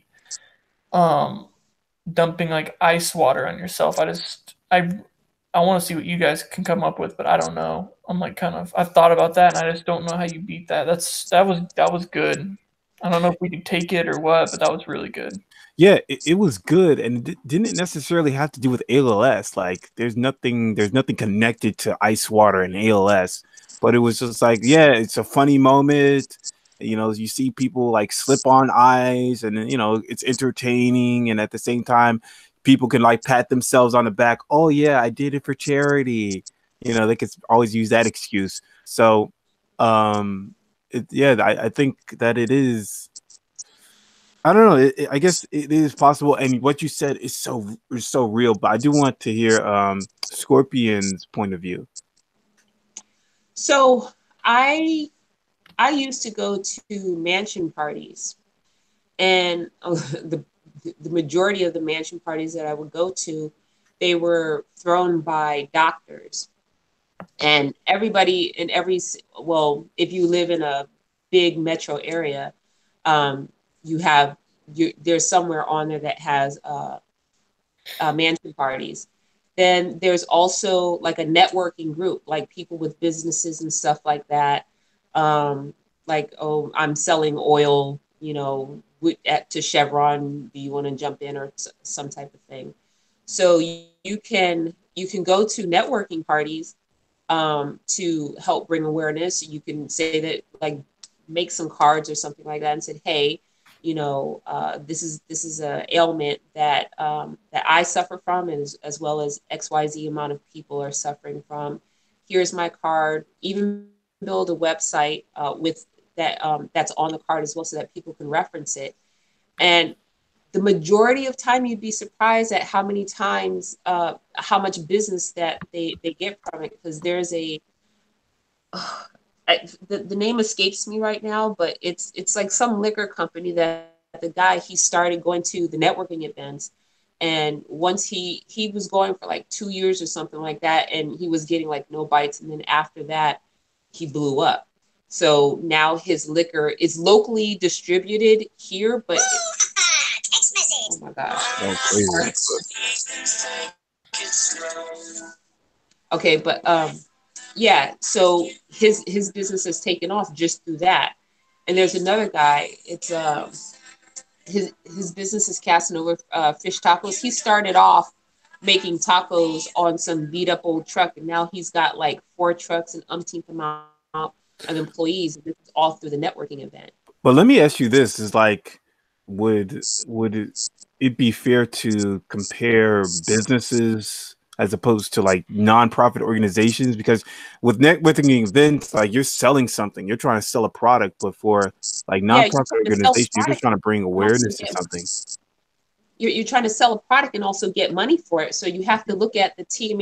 You have to approach it from a business standpoint, no matter what, because even nonprofits, that's what they do. They don't just say, hey, I have ABC ailment, give me some money. Yeah. They go in and say, hey, I have ABC ailment. These are the symptoms. We're having a hard time finding funding for it. Would you help us fund? And if you're going to those parties, whomever you're dealing with may not be able to assist you, but they know somebody who knows somebody. Yeah. But how would you go to these networking parties in the beginning? I think it's going to be very exclusive. Like, you have to know, you got to know somebody that knows somebody. No. Also, No.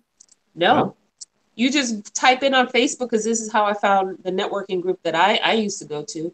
I just typed it because I was new to the city, and I just typed in networking events or whatever for, I don't know. I can't even remember what it was for. I think it was like for computers or something. And I started going. They introduced me to somebody they invited me actually to go to a mansion party. And then I was just going to various mansion parties. That's crazy. Hmm. That is cool. Hmm. But like, I think what she's saying is right on. It's like when you think about just posting something, like distributing a video like this, everything money talks. Everything's either they're willing to share the video or whatever because they like the nonprofit or whatever, or you slide them some money or whatever. It's like it's all about who you know and um what's it called? What were you saying about the mansion party? Like a group of people or something like that? I Yeah, forgot. so I went to a networking party, and then at the It's about networking. yeah. Because you Yeah, can I have a mean, good product, but if you can't, if you like BOS, like for instance, if you posted this video on your YouTube and on your Facebook, not that many people are gonna see it, right? right. You had different people that had 1 million followers. You have like a Walmart or you have like a huge like monster like Amazon sharing this, then you have some tracking. Like it's gonna take off. You know what I mean? Yeah, yeah. And like you were saying earlier, like in order to do that, you gotta, you gotta slide in some money and then they'll be like, yeah, we'll help you out. And then once it gets bigger and bigger, then there's gonna be more people jumping on it, and then it'll become this viral sensation. But like the first step to like trying to connect this small idea to this big or influencer or even just big company, like that's gonna be the hardest step ever. I Once don't the know if start, there's that's the ever gonna. starting point. That's the hardest part. Is because once you get to the starting point and get a little bit of funding, like you said, you'd probably have to have Mebo or something actually do this because they have donations or whatever coming in, and they already know people and they're a nonprofit. So whatever money that like this place would charge for something like this, they can just write it off. You know what I mean? Yeah, yeah. That is the thing, and Because the you could more you start, the more you start breaking it down, like there's always some not backhand, some stuff happening behind the scenes, and that's why certain things are going viral. The more and more it makes sense, and so it sort of feels like it's sort of hopeless to even try to come up with something because, like, okay, what if I do try to come up with I don't know, smell like fish challenge, I don't know, or some stupid shit like that. At the end of the day, it's like it probably never going to take off because first of all, you gonna put like fish on top of themselves to smell like fish, and secondly, like how's it going to become like it's never going to go viral? It might just have 100. There's probably like tens of thousands of viral challenges or attempts of people trying to do viral challenges, and maybe it was for a good cause, but we have never seen it because it never even hit 1,000 people, 1,000 viewers or something like that, you know. So I don't know. That makes me think, damn, maybe it is sort of pointless. And maybe the only feasible thing to do is try to, I don't know, gather 100 people and just at the same time just send messages to these little daytime talk shows like what was it called, the doctors, or I don't know if Scorpion said that, Dr. Oz. or Dr. Oz. I was thinking about Dr. Phil. I was actually talking to Max. I was talking to this guy named Max, and he was telling me, I was saying like, yeah, we should do like Dr. Phil, but he's like, nah, because Dr. Phil usually tries to like mock you. He's not really trying to be helpful. Like most of the people that are on his thing, he's just trying to mock you and tries to make himself seem superior and logical, where you're just like this idiot. Like he uses you as some type of like the Cash Me Outside girl. Like, come on, like he could have found something better than just Cash Me Outside. How about that? He could have found somebody like really, really important or something like that, but he knew that this thing was going to be more juicier to watch. He knew he was going to get more clicks, more views and shit like that. So for me, like, let's say I decide to say, oh yeah, I smell like shit, can you help me out, Dr. Phil? Like, he's not going to really take me seriously because What if you had that video with the little kid and you had like different companies' products in there and it was like free marketing for them, and you were like, it was really well put together. You spent a couple grand on all the production. You had some people donate, whatever. You had like Amazon retweet this on their social media because the kid's holding like a Kindle or something. Like, in the video at some point. Like if you did stuff like that and pitched it to him like this, it might work. But I don't know how. We're on the right track, but you have to figure out how to distribute it correctly and get people engaged. That's why I say what's his name? Jermaine, you're in Miami. Just put out a networking event on like Evite or what's that? Meetup. Facebook or something, or what? Yeah, Meetup. And try to network that way, because I mean, there's I think there's 200 and something subscribers that you have. That means that there's 200 and some odd possibilities for networking to somebody that has access to the money.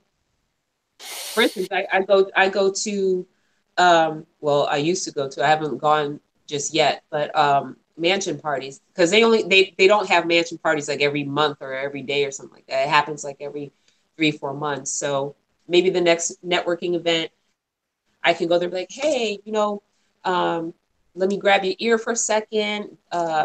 There's this ailment that I suffer from, as well as a lot of other people, and it's called, we don't actually know what it's called because everybody has something different. Right. And like to see if you'd like to donate. And I think people are more scared of somebody saying no, and no, I don't want to donate, but you have to be willing to take a couple of no's to get to that yes. Yeah. There's 1,000 failures before you get one success. And at the same time, like, I was actually curious about the networking thing. Like, do you still smell bad, or is your odor under control right now? No, it's not. Because I'm actually vegan, because I read, just through researching this, people were saying that if you go vegan, you don't smell as bad, and it's actually true. Mm-hmm. But the only thing is that sometimes I don't read the label because like I'm in a rush, and there's like either some kind of wheat or soy in it, and I end up eating it. And then I like for instance, I ate Pringles chips, and I found out that the salt and vinegar ones, they have milk in it. I'm like, what the hell is milk doing in fucking chips? So. Mm-hmm. And Pringles, ugh. I mean, but at the same time, it's like, so you feel like wheat and soy makes you smell bad? Yeah. Oh God, if I had like fried rice, anything with soy, wheat, any kind of sweets that I eat, dairy, meat. Oh my God, you could and chocolate. Chocolate is the worst. You could smell me for like a block and a half. That's how bad it is. Does chocolate even have choline in it, or like what is that about? It's actually acidic, so you have to stay away from acidic foods like tomatoes, potatoes, milk, dairy, stuff like that. That makes, at least me, I won't say everybody, but for me, and just through what I've read, it makes people smell like 20 times worse. So that, legumes like beans and stuff like that, because they have sulfur in it.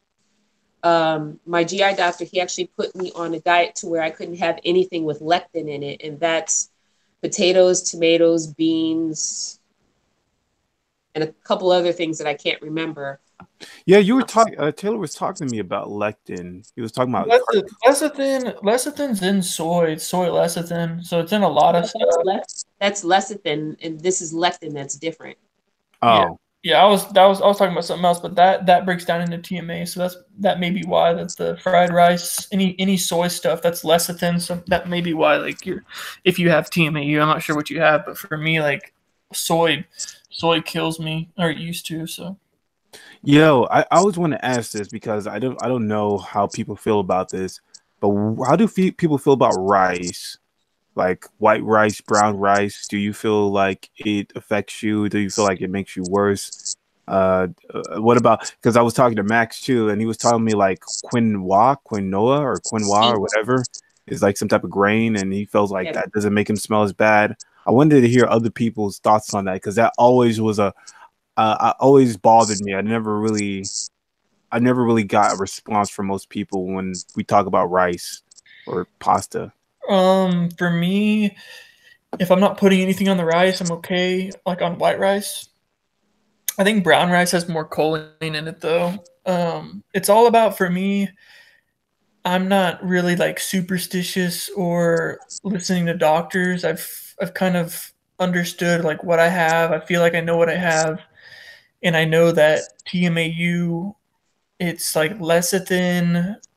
I can't remember the other thing in choline. There's three things that break down into TMA that produce the bacteria in your gut, and if I can limit those and take the supplements that I'm taking, I can lower the disease almost to nothing. Or I mean, like the smell.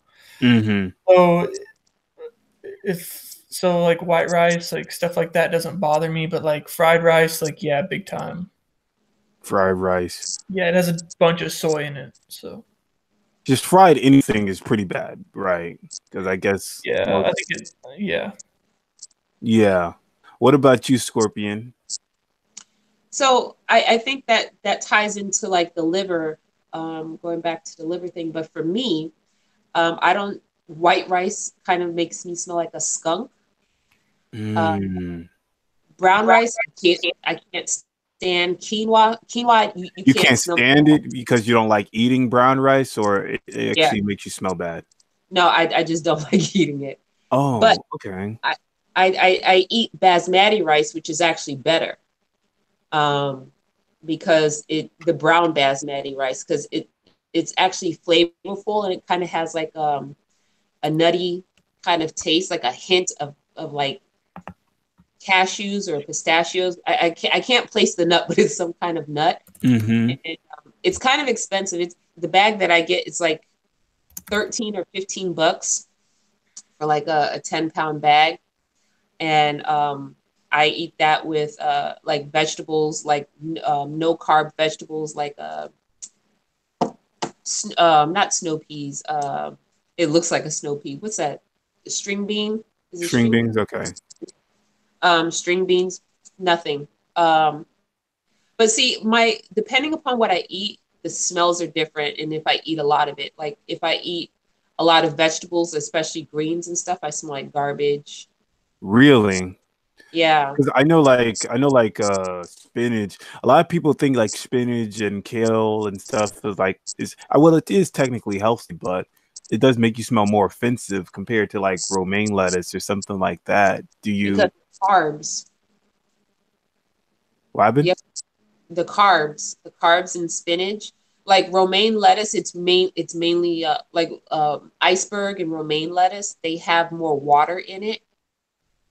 Mm-hmm. So if you lower what for me, I don't know about anybody else, but for me, what works is that if I lower my carb intake, I don't get as bad of reactions from people either. That and I Mm. also take, a probiotic. It's called VSL, and that kind of brings me back down. Like I said, you have to be kind of like up on me in order to smell me. And the VSL probiotic, it's kind of expensive. It's like $55 or something like that. But I think you Yeah, can go on VSL. That I think I remember hearing that too. VSL is another VSL. probiotic I heard. And I Yeah, think and is that like one of those clinical probiotics, like things that uh, doctors recommend or something for yeah, for. because it's the only probiotic that's actually been scientifically tested. And this is what my GI doctor recommended. I'll show it to you, Miss. Yeah, that'd be dope. But hmm, I mean, You know what? Someone in the chat said something pretty funny. Weave he mentioned a spray challenge. I don't know if he meant with like a hose or something, but that'd be hilarious. yeah, spray challenge. Yeah. So That would be as cool as the ice dumping challenge. spray challenge in what way? Like we're spraying perfume on people, or they're spraying it on us? No, Oh, like a hose. Like you spray them with water or something. VSL. Interesting. So yeah, Yes. I guess you have to get it from your doctor. How No. much strands does it have? Do you know? You can get it from Walgreens or any pharmacy. It has 112.5 billion bacteria per capsule. Let me see. Holy shit. I don't know if you Okay. can see that. Let me see.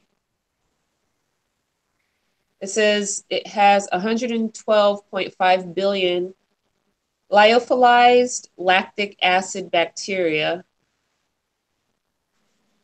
Oh, okay, here it goes. So it has 1, 2, 3, 4, 5, 6, 7, 8. It has 8 different bacteria on here. It has Streptococcus thermophilus, Bifidobacterium breve, Bifidobacterium longum, Bifidobacterium infantis, Lactobacillus acidophilus, Lactobacillus plantarum, Lactobacillus paracasei, Lactobacillus actually, I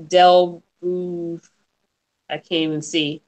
Well, you don't really have to read all those complicated words, but I do find it very interesting that you have VSL. I remember hearing that too.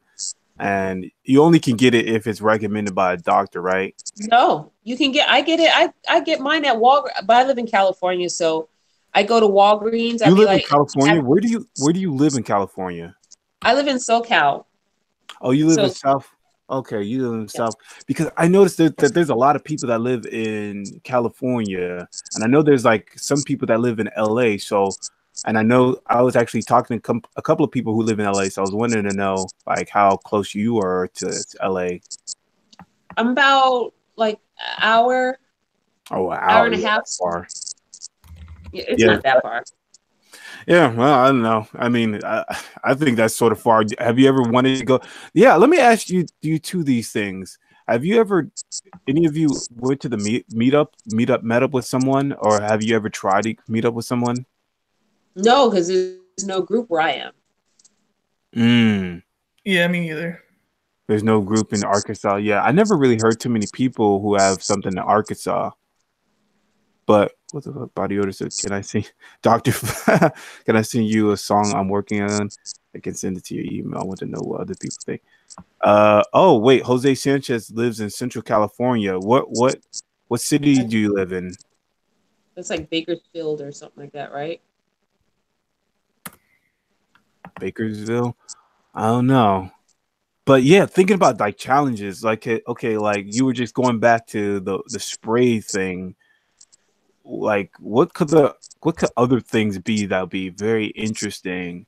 Like I don't know, like not take a shower in 3 days challenge or something. Like something that's somewhat a little bit related, but at the same time. That would be pretty funny. Either that or the hose idea. I think kids would honestly spray their parents with like water hose or something. Spray challenge. That would be fun. He said something else, but that's too savage. He said like spray liquid ass. Yeah, that's not gonna be that's not gonna no one's gonna buy that. You need to do stuff that like normal people are gonna do. Yeah, and you know, like that's the thing. A lot of people have San Jose, that's not Central California. Where's San Jose located? Is that close to you? That's in the Bay Area. That's like 6-7 hours north. Damn, that's crazy. Yeah, but I was gonna just say, like, you know, there's experiences people have where like they heard that. Oh, I heard that, you know, people spray them or they always spray perfume around them, you know, and stuff like that. So maybe there could be some type of challenge where we use a spray challenge where, you know, you just randomly spray people with perfume or cologne. But then again, that probably piss people off, you know. Or maybe act like people smell challenge. I don't know, where people always rub their noses and shit. Maybe you start doing the same thing to them. I don't know. Like there could be so many different possibilities and just capture it on camera. But I don't know. It's something I don't think most people are going to do. It has to be something, because, you know, a lot of people who do these challenges are young kids, right? Are young people. So it has to be something that young people really like to do that I think is really funny. Be savage. What I would like spray, like you know when you boil an egg and then take that water and then spray somebody with it. Spray like your parents or like a friend or something, so that they therefore smell like eggs, like we sometimes smell, and then somebody be like, "Oh my God, you smell like such and such." Yeah, or like I don't know, like isn't there like some type of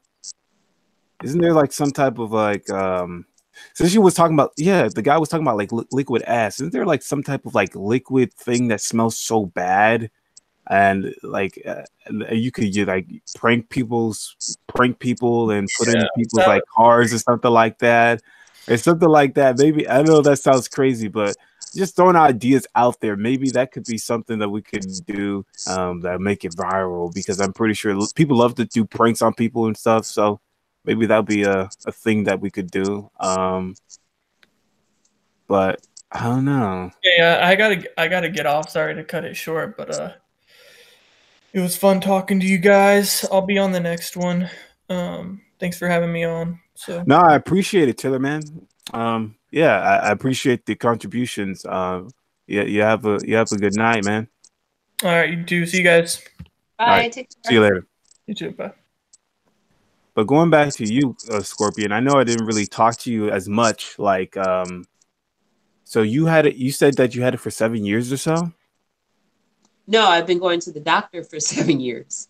Oh, okay. You had it. Okay, you've been going to the doctor for 7 years. So how long have you had it? To be quite honest with you, I'm not quite for sure. But what I can say is that, well,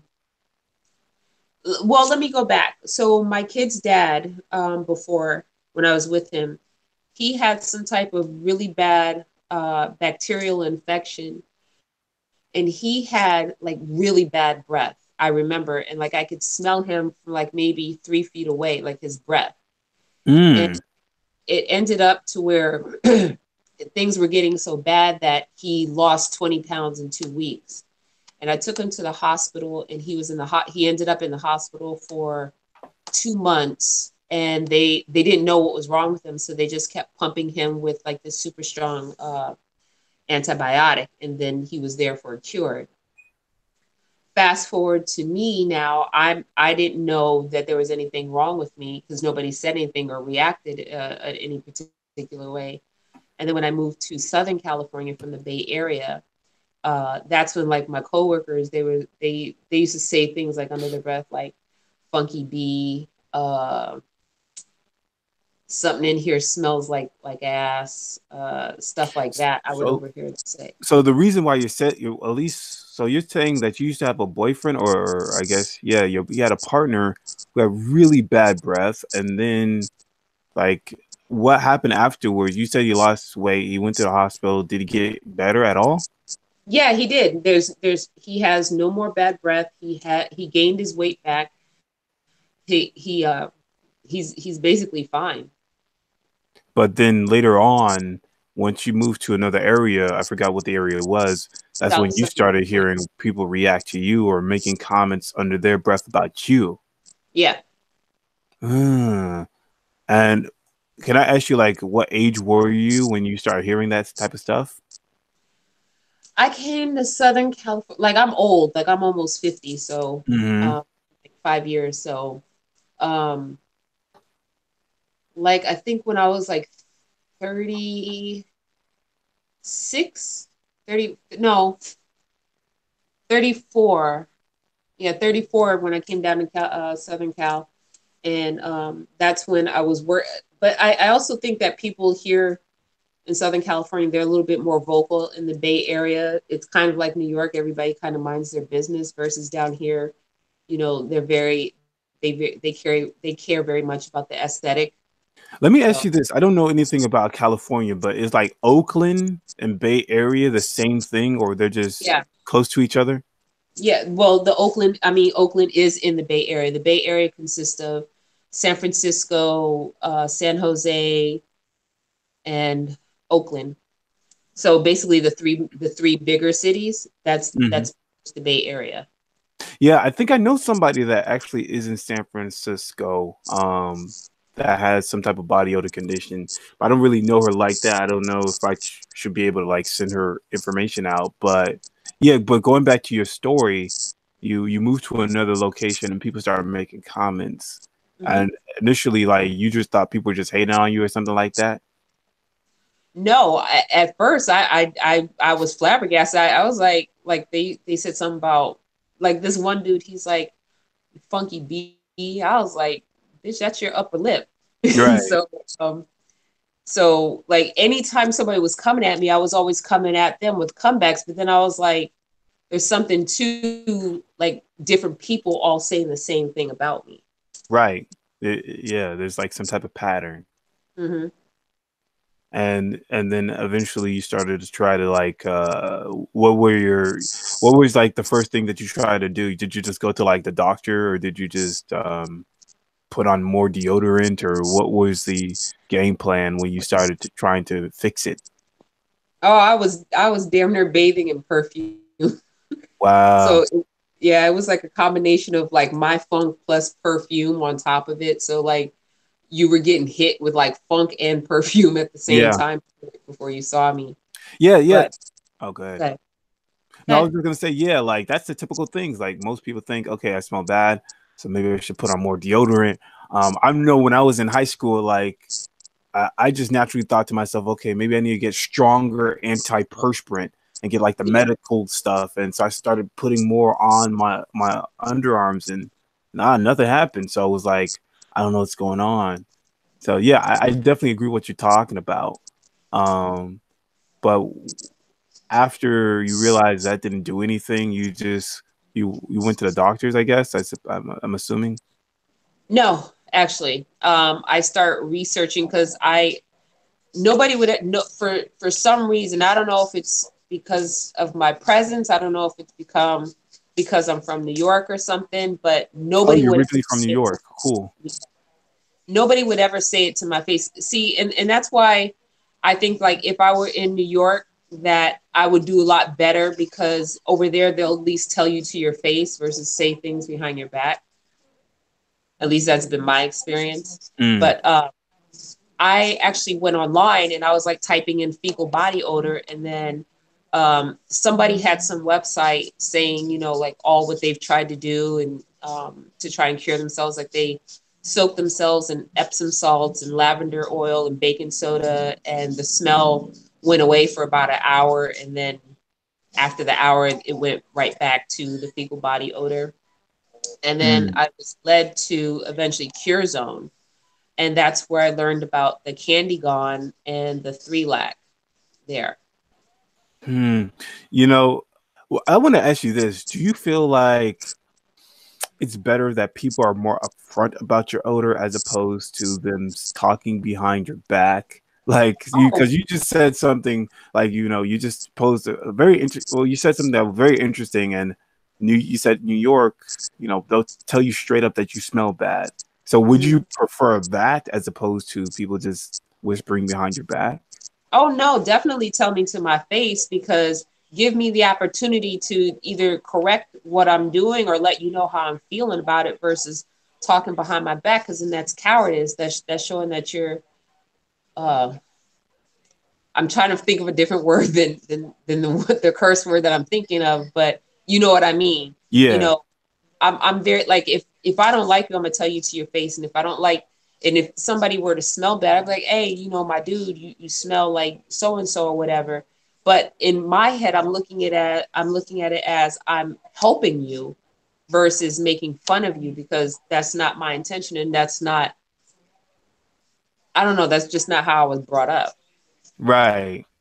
Right. And the thing is, I think a lot of people feel like it's more polite to talk behind your back about your smell, because nobody wants to say that somebody else smells. I feel like. How is that polite though? I like, that's one thing I don't get, is like, I don't understand how they would think that that's polite, because that's stupid. Like, I just don't understand the logic in that. Yeah. I mean, I guess if someone says that you smell bad and they say it directly to you, they're going to be criticized by everybody else, because, I think it's like you're not supposed, I guess it's impolite to say. So like, it's like, but then how polite to like poke fun at people and stuff like that, especially if they possibly have like some type of medical problem like that. You know what I mean? Like, I feel like, I don't know, maybe like, for example, I'm just thinking right now, like some people like make fun of mentally handicapped people, but if you do that publicly, that makes you look like an asshole. However, if you do it behind, yeah, but if you do it behind your, their back, or you say it just to your close friend, it's not going to be, you're not going to be publicly criticized or publicly shamed, I guess. And the same way with like someone like making fun of you for smelling bad, people think you're an asshole because you don't know what's the reason why they smell bad. But if you say it in front of your close friends and stuff like that, you know your close friends are not going to, I guess, see you as an asshole. They'll just laugh along with you. Maybe. I don't know. I'm just trying to throw a possible reason. Okay. Yeah. I still don't see the logic in it because you're still an asshole. You Yeah. just have asshole friends. You know what I mean? Yeah. If that were the case. So that's that. And this is where my personality conflicts with a lot of people here in California, because if I feel a certain way about you, I'm going to tell you to your face. I'm not going to say it behind your back, because there's no cowardice that lives within me. And so when you're talking behind somebody's back, that shows just how much of a coward you are, because Right. you're afraid of the reaction from XYZ people or the other person. Yeah. Yeah. I don't know. Yeah. And I do feel like also there's like a response. I feel like it'll be like a burden too. Like, okay, like for example, I think to myself, if someone possibly smelled bad and they asked me if I smell them, um, there's a possibility. Well, let's say if I say yes, I think they will be like the go-to. They will always go to me to try to confirm if they smell bad or not. And also at the same time, I would naturally think that they know that they smell bad. If I can smell it, I would naturally think that they can smell it. You know what I'm saying? So I wouldn't naturally think that I have to like confirm that they smell bad. You know what I mean? Like, why would I have to do that for them? Because naturally, you would think that everybody can smell their own odor, you know. And but with this condition, most people cannot smell it, and but the people who can smell it are unaware that we can't smell it. You know what I'm saying? So if you do come up to somebody and say, "Oh, do I smell bad?"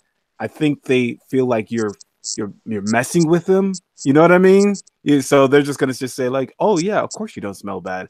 I don't know. That I think that might be a possibility as well. Um, but I don't know. What are your thoughts? Well, the majority of people can't smell, actually can't smell their own selves. And this is something that I learned in science class in high school, as well as in college. So the only time that they can smell themselves is when it's an outrageous smell. Like, you know, if you've been playing basketball or running or something like that, you know, and sweating a lot, yeah, of course you can smell yourself. But on an everyday basis, everybody has their own smell. That's why when you have dogs, for instance, and they may have like a separation anxiety or something. They put to help them with their separation anxiety, somebody will put their t-shirt in the dog's bed so that they can feel comforted. So everybody has a different smell to them. Like, I remember this one girl in school, she always smelled like Biolage, what's that shampoo, Biolage, I think that's what it's called. Mm. And she used it for a while, but then after that just became her scent. So Right. she couldn't smell it, but I did. Yeah, and speaking of people who just had like strong odors, like I'm pretty sure in your life you actually met somebody who had some type of strong odor. Have you ever been to public transportation? You know, I've had experiences where I was around people where I could smell them and they were offensive, but I'm not going to be like, "Hey, man, you smell bad." Like, you know what I mean? Like, because again, like that's go up to them. Like, if they ask you, yeah, be like, yeah, you know, you smell like, you know, blah blah blah. But if and like, I don't act immature about it either. I don't just like, oh my god, ooh, you know, like some people have done. I think I'm a little bit more empathetic than that, and especially now. Well, I mean, I've always been this way. Like, I don't know, I've just always been like, I don't care what anybody else is doing. I'm only like, I stay in my lane. I care about what's going on in my lane. Yeah. So somebody's, you know, wilding out over here or something. And this is what New Yorkers are known for. And I think it was like even depicted in Men in Black. And remember there was like an alien going through the tunnel and like nobody in New York reacted. Was this the first one or second one or third one? It's definitely not the third one. I think it's like the first or second one. When they were in like they were in New York and they were in like the subway station, and everybody just kept looking at. It was the one with the guy was the bug. Oh, you mean like the cockroach? Yeah, whatever. Yeah. Oh, damn. I don't remember that. I'm sorry. I don't remember that because that's like my favorite one. I don't remember. Was that the one? Or maybe Yeah. it Well, was.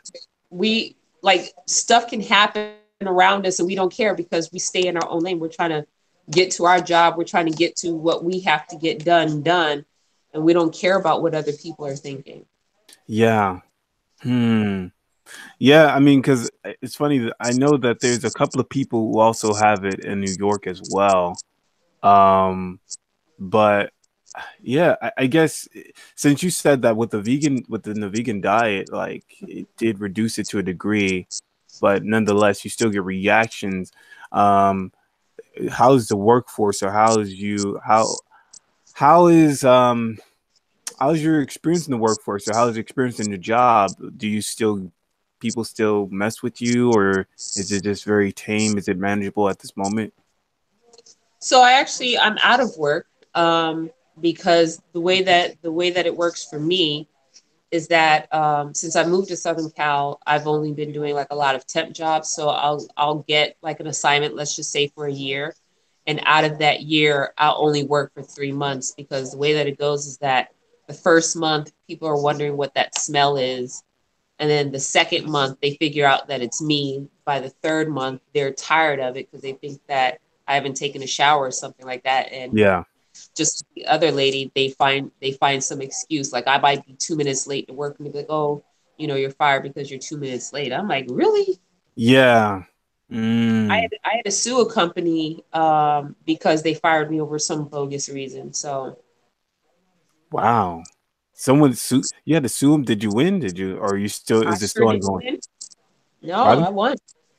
Oh, did you get like some type of money or Yeah, I did.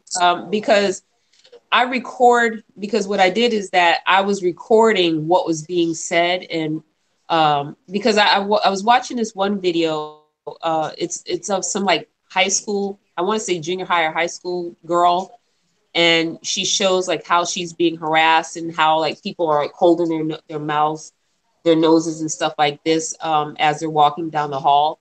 And she mentioned that there's some app. It's called Blackout app, and that's what I used to record people because the harassment, it was just too much. Like I was ready to like fight this one dude, and he was just like, I don't know what you're talking about, and blah blah blah.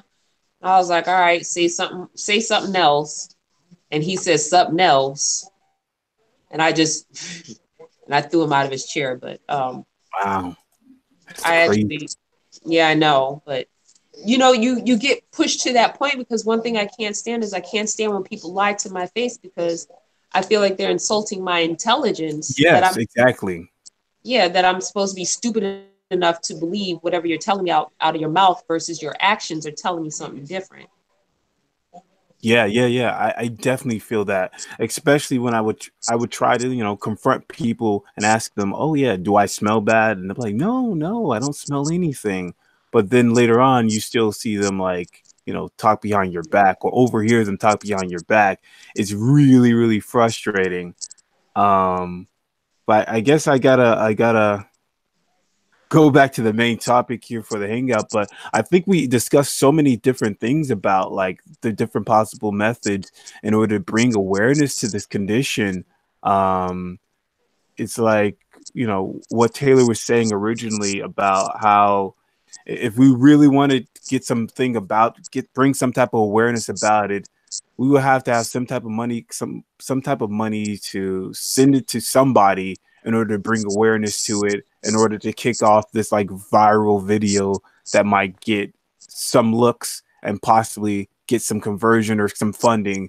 And just like you were saying about networking, you were saying that maybe we should go into some of these network events and possibly talk about like oh, I have this condition and it does so and so, we need some funding for this, like because I'm still unsure. I've never been in a networking environment like that, you know. So I'm still unsure of like if you They have to have them in the area because they have they have them in mind. It's mainly in metropolitan areas, um, and you just have to type in networking events. You know, let's just. I think you said you live in Miami, so networking events in Miami. Just go there with your cards and stuff like that. Talk shop with them. You know, you may gain a friendship or an ally in your struggle. You know, you never know. And like I said, I went to a networking event and eventually went to a mansion party. And the mansion parties that I went to, uh, at least three of them were doctors. So mm, that's a way of grabbing their ear and saying, hey, you know, I have this condition. Because you have to understand, because I've dated a couple of doctors too, you have to understand is that they have a very high ego. And so if they're coming upon some new disease that nobody's found a cure for, they're going to want to be the first ones to try and find the cure for it because they want that really, recognition. you really feel Yeah. because I feel like a lot of doctors are just sort of going through the motions, at least from from the doctors I've been to. Like I think most of them, That's in a professional arena. But if you get them on a personal level, like if you're going to a networking event and saying, hey, I have this ailment that nobody's able to find a cure for, and I was wondering if you could hook me up or point me in the right direction. Oh, they'll be the first ones to be like, yeah, you know, come to my office and let me run some tests and let me talk about it with my colleagues and stuff like that. They do that a lot. But I can't stress this enough is that they're always waiting to be on the precipice of some new cure, some new ailment that they discover or something like that on a personal level, not on a professional level. mm, but I know Yeah. with like our condition, it has to be something specific, like having to do with like hormones or something like that. I guess, uh, for because I don't think it's going to be like a general practitioner that's going to be really willing to like look into that stuff because he's not going to be aware of like like or maybe even like a gastroenterologist. But I think like I don't know the exact doctors that are more specifically focused on this type of this condition, but Infectious disease doctor, because I've been to that as well. I've been to a GP, a general practitioner doctor. I've been to a GI doctor. I've been to a metabolic doctor. I've been to yeah, infectious like a disease. metabolic doctor, I guess. So that's basically an endocrinologist. And they, like I said, on a professional level, you're correct. They just basically go through the motions like, oh, okay, I don't smell anything. But I actually had one doctor. He did smell me, but he was a visiting doctor, and he the whole time he kept doing like this as he's talking to me. Mm. Also, he was from New York, and so he did tell me that I smelled, but he was a visiting doctor, so he was like on contract, so he goes to various hospitals. So I couldn't go back to him and say, hey, you know, can you please write in the notes or something that you smelled me or whatever have you. So Mm. Well, I do want to ask you this one more thing. Like, sure. um, did you ever get tested for TMAO? I did, and it came out negative. Wow, you got a negative result too. So where did you get your test or your test kit? Through my GP. Because the one doctor that I had, he actually listened to me. Because like I said, he's one of those doctors that one, he wanted to help, and then two, he's very ego based, so he wanted to be able to be like, oh, you know, she has, I don't know, let's just say TML. She has TML, and I found the cure for her. So he sent me through all these different tests, and he actually read books up on my condition. The only reason why I don't have him now is because when I got fired from that one job that I had at the time, the insurance that I had, because I had to go on Medi-Cal, he didn't accept it, so I couldn't go to him anymore. Mm, that sucks. Yeah. Well, we're winding down here. uh, in terms of trying to bring awareness to this disorder, there was a lot of ideas that was thrown out, like a viral challenge, like trying to get like Meebo in itself to try to get some funding, like going to networking and stuff like that. There's a number of different ideas that we have. Oh, and also going to, you know, possibly writing to things, writing to like network Dr. television shows, like the doctors or things like that, daytime television shows to possibly bring awareness. But I think at the end of the day, it all comes back to us a little bit, because we do need to like form some type of group that's willing to send multiple messages to a daytime talk show host or television, or send multiple messages, or at least combine our talents together to bring some type of viral thing. But other than that, I appreciate you, Scorpion, all the other people who happen to chime in and talk about this topic. Is there any final thoughts that you have on this topic? My only thought was is that, you know, you guys, just everybody who's going through this, just still try to remain strong. By all means, reach out to me if you need like you know, somebody to talk to, and then also try things like Candy Gone, antifungals, things that'll clean your liver. Juicing is a big thing, because that's like, my hair grew really long, my nails grew strong, and my skin looked better after juicing, and also it helped reduce my smell. Again, this probiotic BSL, I'm not sponsored by them, so No, I'm no, just no. letting it know.